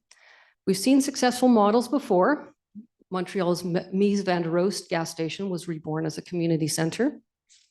West Vancouver's own Izetta Cafe in Caulfield was a former Chevron station. It's now a thriving enterprise with EV chargers, a cafe, a car museum, and cultural life, which includes evening opera and other community events. The Pacific 66 Station can join this lineage, revitalizing our neighborhood, reducing waste, and celebrating history. Together, we can ensure that this corner of Marine Drive continues to serve the community, not just as a relic of the past, but as a vision of sustainability for the future. I should underscore that the proposal by JTA Devco for an 8-story building requires rezoning. So why give permission to demolish a heritage building when rezoning is indeed uncertain. As a final comment, let's stop tearing down our past and throwing it into a landfill. I encourage mayor and council to recommend a 60-day injunction and insist that the developer work with the municipality and North Shore Heritage to create the approach I've just described. That's time. One last sentence. We've successfully collaborated in the past between developers, North Shore Heritage and West Vancouver Municipality, as illustrated in a collaboration with Villa Maris, also known as the Pink Palace. Thank you. Thank you, Ms. Walker. Thanks very much. And then next speaker, please. James Todd. Mr. Todd, is it?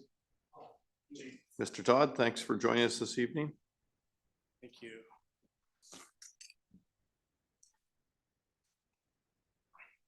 Good evening, Mayor and Council, and thank you for the opportunity to speak regarding the proposed temporary protection order for 2196 Marine Drive.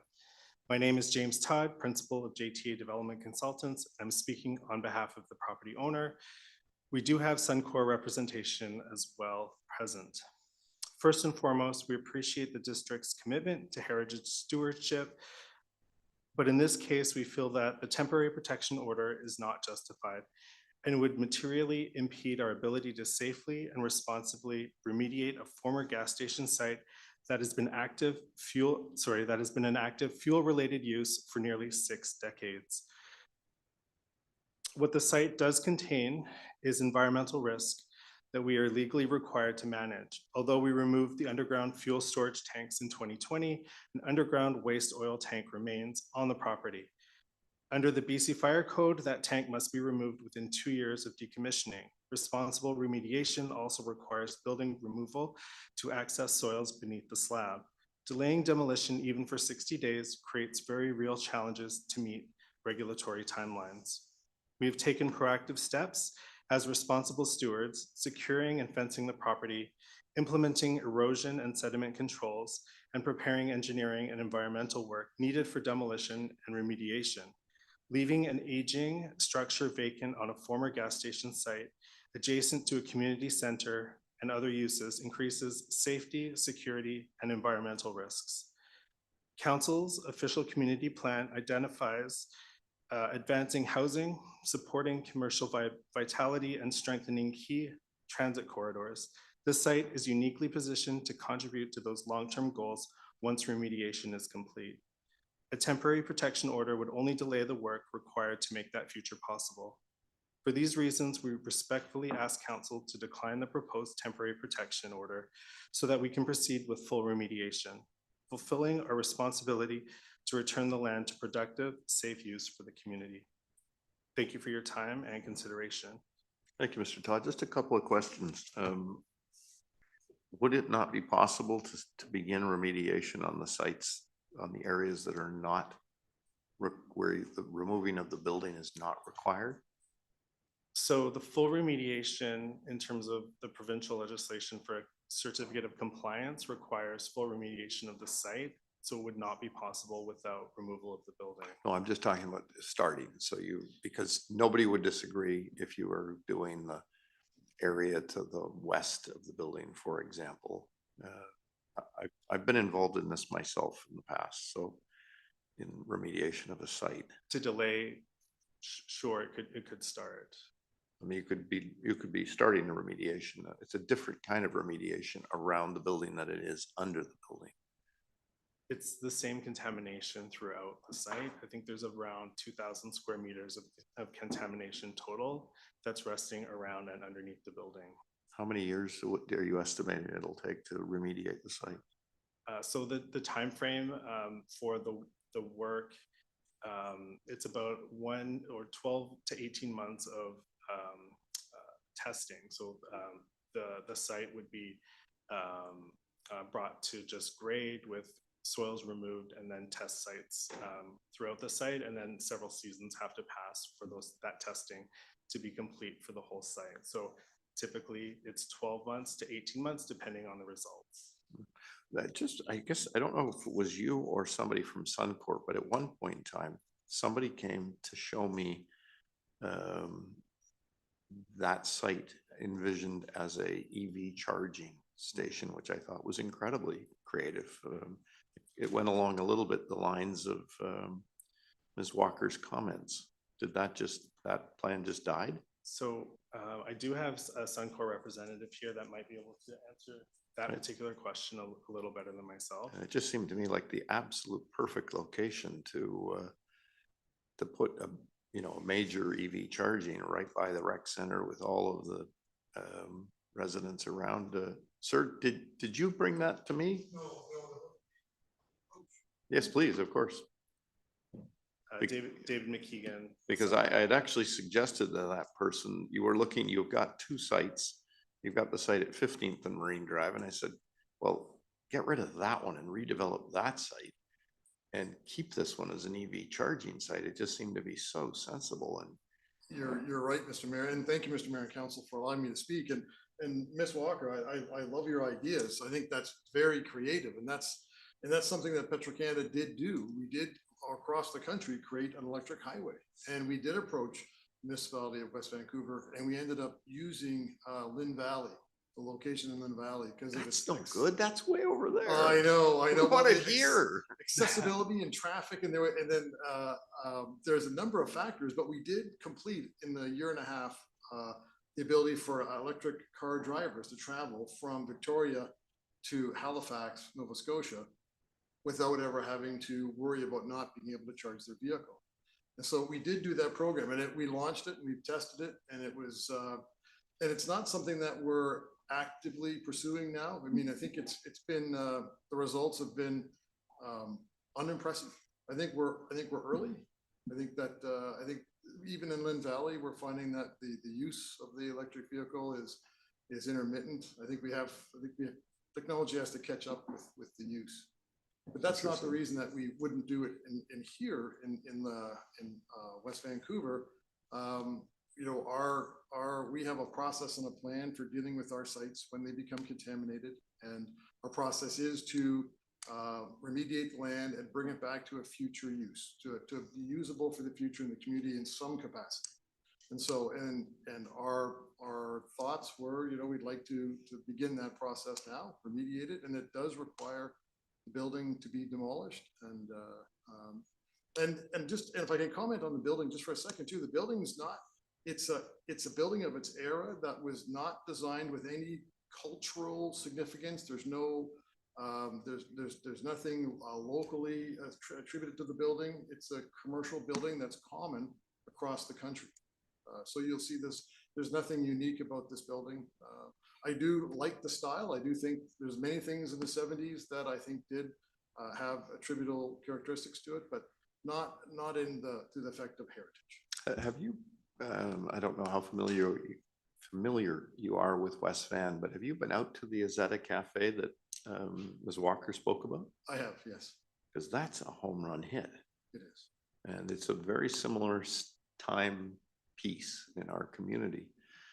And why can't we convince you to take the building down at 15th and Marine Drive, which is below the water table? We've got so many gas stations in that area. And Mr. Mayor, I wish we had that conversation 2 years ago, because we just poured a whole bunch of money into that. We've replaced all the tanks. Yes. Into the 15th and Marine Drive? Yeah. Yeah, we had to put new tanks in the ground and. No, I don't. I'm sorry. My office is right across from there. I haven't seen anything. Yep.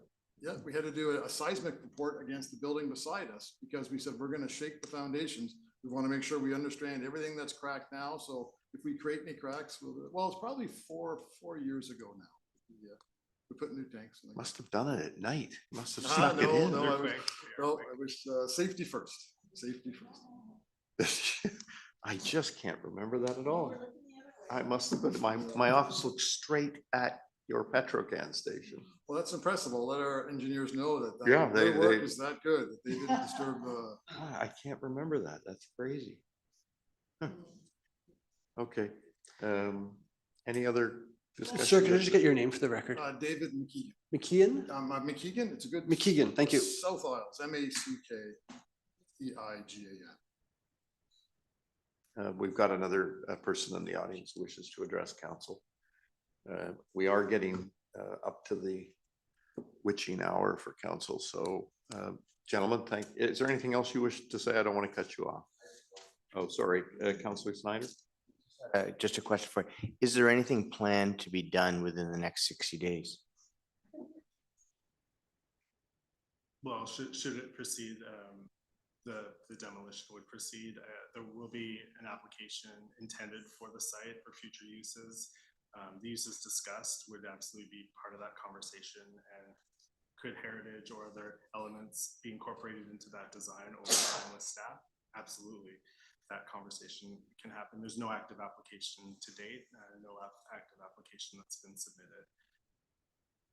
You might find sometimes with these heritage applications, you can actually come out ahead, you know. It's not always a negative thing. Councillor Thompson? Well, I guess just to follow up on Councillor Snyder, it's, you know, it seems like a procedural thing that we do with buildings we value, and we're very proud of our architecture here. Does, like you said, it creates a burden for you to hold it for 60 days. I guess I want to back up a bit and ask you if you've been in any discussions on what the site could be as an HRA. I know Ms. Walker hasn't heard from you. Have you spoken to staff at all or given any consideration to this? In terms of saving the building itself, I can only speak to projects that we have been engaged in and undertaken. We have taken sort of wood frame buildings and incorporated them into other buildings. We've got examples of that. So in terms of that being part of a larger development is potentially possible, although in most of those cases, the elements of the existing buildings don't all survive. It's part of documenting the building and incorporating exactly what it is into the new building and some of the elements as well, but usually not all of it can survive just based on the state of typical buildings in that 60 years. Okay, then I'll just go back to that question. Like, what have you got planned in the next 60 days? You're just gonna go out next week and demolish? And remediate. And remediate. And Yes. start the remediation. But of course, we're interested in demolish. And I think there will be an application to approach the district with for the redevelopment. So there'll be an open conversation. Obviously, it's to return the land to its best use. You're brave. Nobody else is coming in with development applications these days. Okay, thank you. Thank you. There is another member of the public who wishes to address council.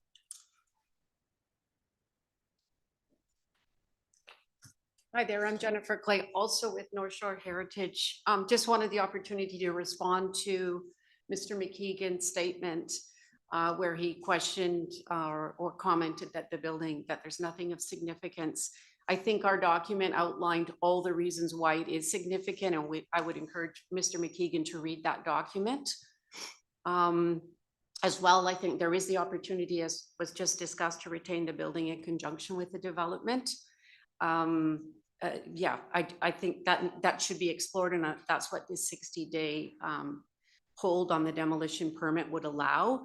And I also question the timeline. They're stating that they're under a timeline now since decommissioning the building. I don't think that building has been, or that site has been used to actually dispense fuel for a very, very long time. So why the rush now? Why not since the time it was officially decommissioned and they were no longer providing, or providing gasoline services? So I would question why the rush now. So those are just my questions. Can I just Councillor Thompson. my mics?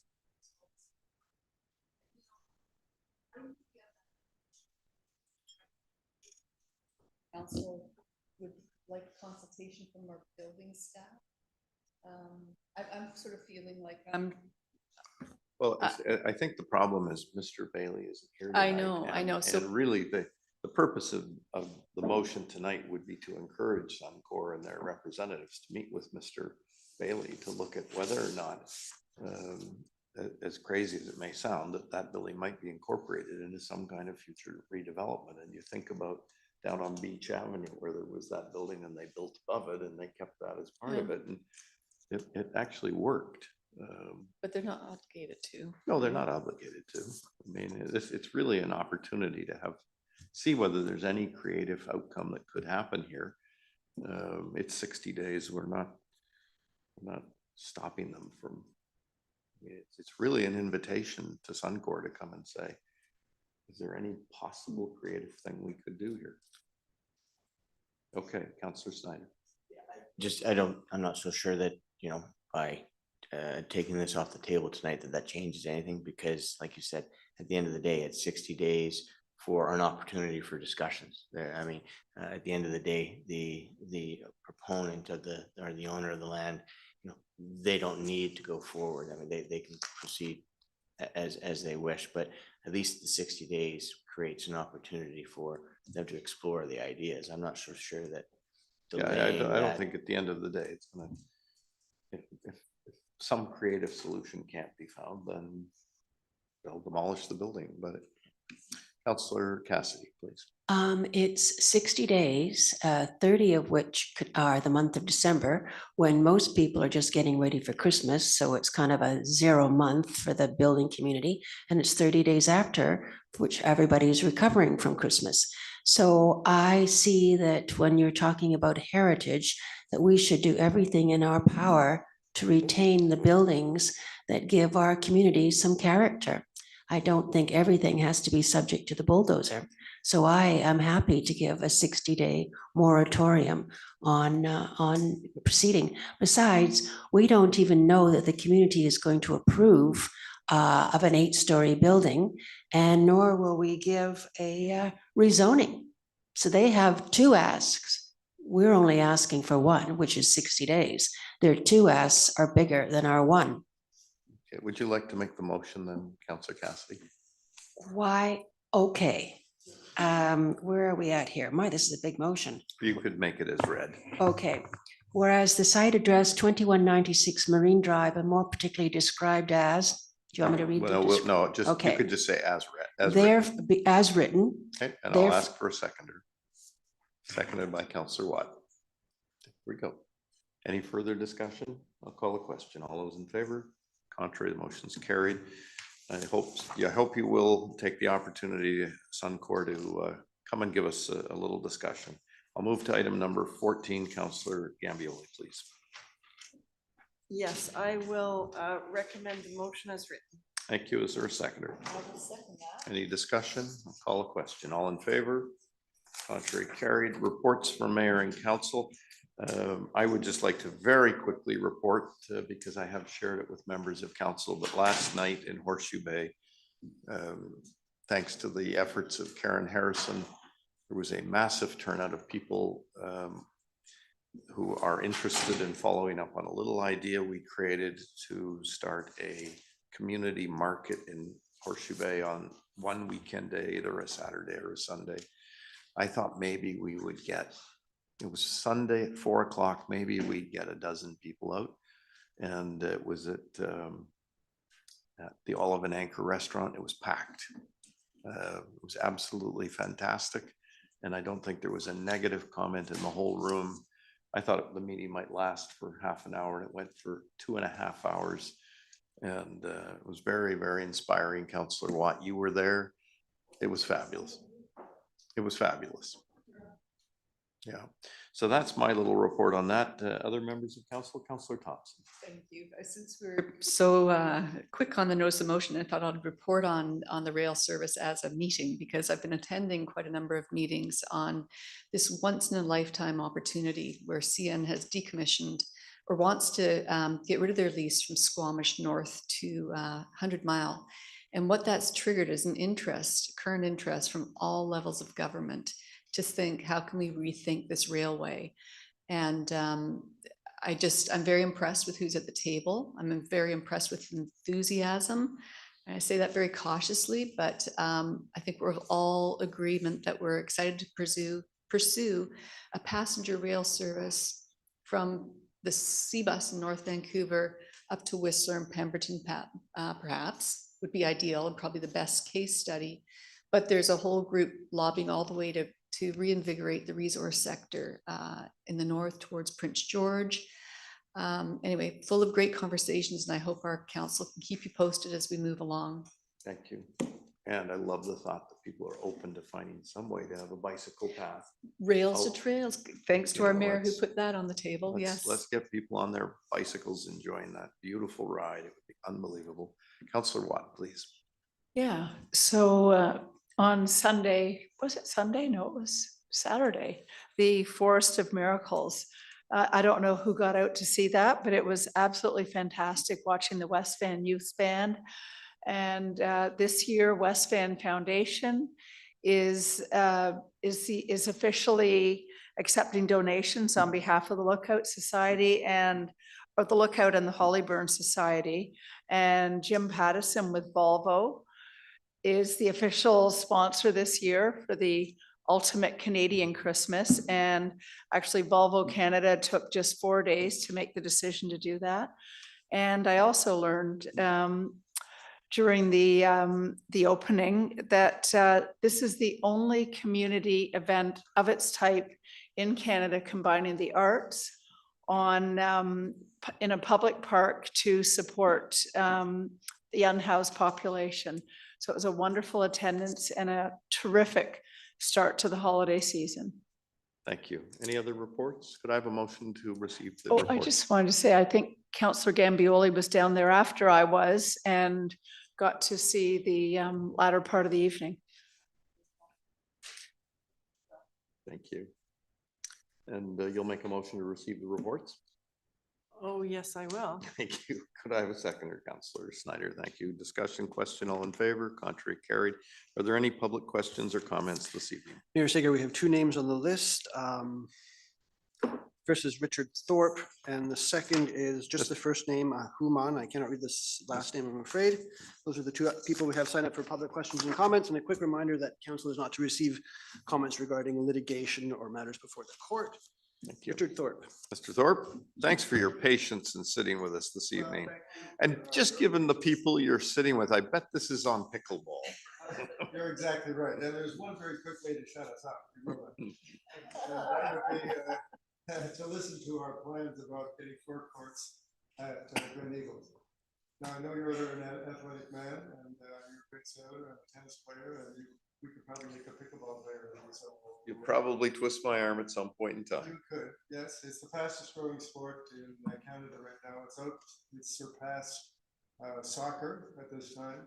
Oh. There are 1.5 million people playing in Canada. There's 50 million people playing around the world, 4.5 million in the US. It's a growing rapid sport, which is not going away.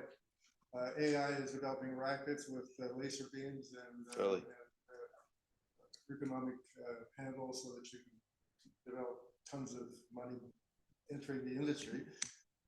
I know Councillor Gambioli is susceptible to a compelling argument, so I would like to try to make one. There was a committee that was established in 2024 that came up with a 4-court solution that had no impact on the skateball. We were delighted about that, but sometime afterwards the plan was diluted and deflected, and it eventually came down to a 2-court solution, which really doesn't work that well. I might say, why should anybody be interested in pickleball? And one of the questions is that you might keep your citizens happy paying taxes and being happy to vote for you for providing such a great activity for the community. Again, growing by 15% a year, looking for Olympic category, so it's a very popular sport. The goal itself is for experts only, and I have the analogy to a skier that skis the blacks and doesn't want to do it. I don't think anybody that's talented enough to ski that skate on a skateboard or a skateboard will be happy with a pump track. So there was a plan perhaps to use the hydroside across the way. You could put a nice little pump track in there. You wouldn't have to cut many trees down. You would solve the problem of not trying to please 2 groups at once and keep the pickleball players happy with parking and bus transport, free parking. But in any event, the facilities of the community center there is an unmistakable demand. I try to book times to play 3 times a week, and I'm lucky to get one. We booked at 8 o'clock in the morning on Wednesday morning. 2 or 3 seconds later, all the times are gone at Glen Eagles Community Center. So there's a demand demonstrated for sure. So finally, let's go back to the forecourt plan. It really makes sense for us. Senior citizens, none apply to this group here, but sooner or later you're going to get to the point where you might be socially isolated, and you'd be very happy to have all the company and community that you wouldn't have otherwise. That's time, sir. Sir, I just want you to know, we're working on it every day, and I'd love to show you what's in my hand right now, but I can't. I'd love to see it. Anyway, thank you for taking all your time to listen. I'm impressed about how hard you all work. Thank you. Thank you. Thank you. And the last name we have for this item is Hooman, Hooman. You have a seat. Okay, we've got 2 more and it is 10 o'clock. And I know people will understand council started today with our finance, our audit committee at 2 o'clock. And we've been going solid since 2. So, 1:30. Sorry, that was 1:30. Yes, sir. Hello, I'm Human. I'm living in West Vancouver, 2668 Bellevue Avenue. I'm living in a luxury home, and it's in front of the ocean. So I have a lot of fun in there. The happening for me, the end of the October, someone shut the water off in my home. It's not happening in I didn't see something like this in nowhere in Canada. So it's just I want to inform you it's happening to me, and I have my home picture. I can't show you. It's a really big home, so I don't know just what's happening. Yeah, thank you, sir, for that. You're right. Thank you. Thank you. Thank you. Last comment this evening. Yeah, hi, I'm Sandy Lytle and I live in West Vancouver. Hi, Ms. Lytle. I have lived in Ambleside, I think, for 37 years. And I know that there's not many field hockey people, but I have walked through at 8:30, 9:30 and 10:30 at night through there without a big stick and been perfectly safe. And what I also hear from the various sports clubs, who by the way, pay about $400 a year to belong, that they're there for 3 and 4 and 5 and 6 hours. So if we wonder why there's no parking, it's because we have hundreds of people for 3 and 4 and 5 and 6 hours. And I think that West Vancouver people should pay for parking too. I don't think we should be getting a free pass. Second thing, I've been sitting here watching that BC flag for 4 hours. It's disgusting. It needs replacement. And the Union Jack probably also. Thanks. Good point, actually. We'll ask our, I could go to the flag store. It is looking a little tired. It's probably been here since I was mayor 35 years ago. There you go. Thank you very much. It's not particularly about anything about litigation. I'm a member and taxpayer of this community. And I'm sure the council and mayor is aware I have several properties in West Vancouver and I am paying taxes for properties, each of them over $50,000. So I like the comments I heard. I want to make general comments about some of the other all issues that we heard tonight as a package. I heard from, for example, Councillor Cassidy that we represent the taxpayers. Very good. I'm very proud of you, Councillor Cassidy. We need you to look after us. We pay a lot of taxes. We want to enjoy our life in this community. Particularly, for example, I saw the case before us about the preservation of a heritage of our community. This is a very important factor that I think it was, again, Councillor Cassidy that said, we don't want to throw our heritage and past, community past into the landfill. And Ms. Walker was pushing for keeping that property. That is, I would say that's run down and derelict, not my house where I live. that I don't fault you for that. It was the previous council that made that decision for demolition, but I have sent you a package that gives you detail why that error happened. And basically it was Councillor Thompson. You mentioned that we have to do our fact checking. I want to bring to your attention that the building inspector's report was never before the previous council to attest or give evidence any of its district own building expert. The building inspector was missing at the council meeting where they ordered demolition of my home. There's details in the submissions I made for you, but that is the fact. If they are experts, the reports brought to you from various sources, you want your own building inspector to provide their views and reports. What is the condition? What is the building inspector's expert opinion? Terry Yee, Y-E-E, is the building inspector for my area, 2668 Bellevue.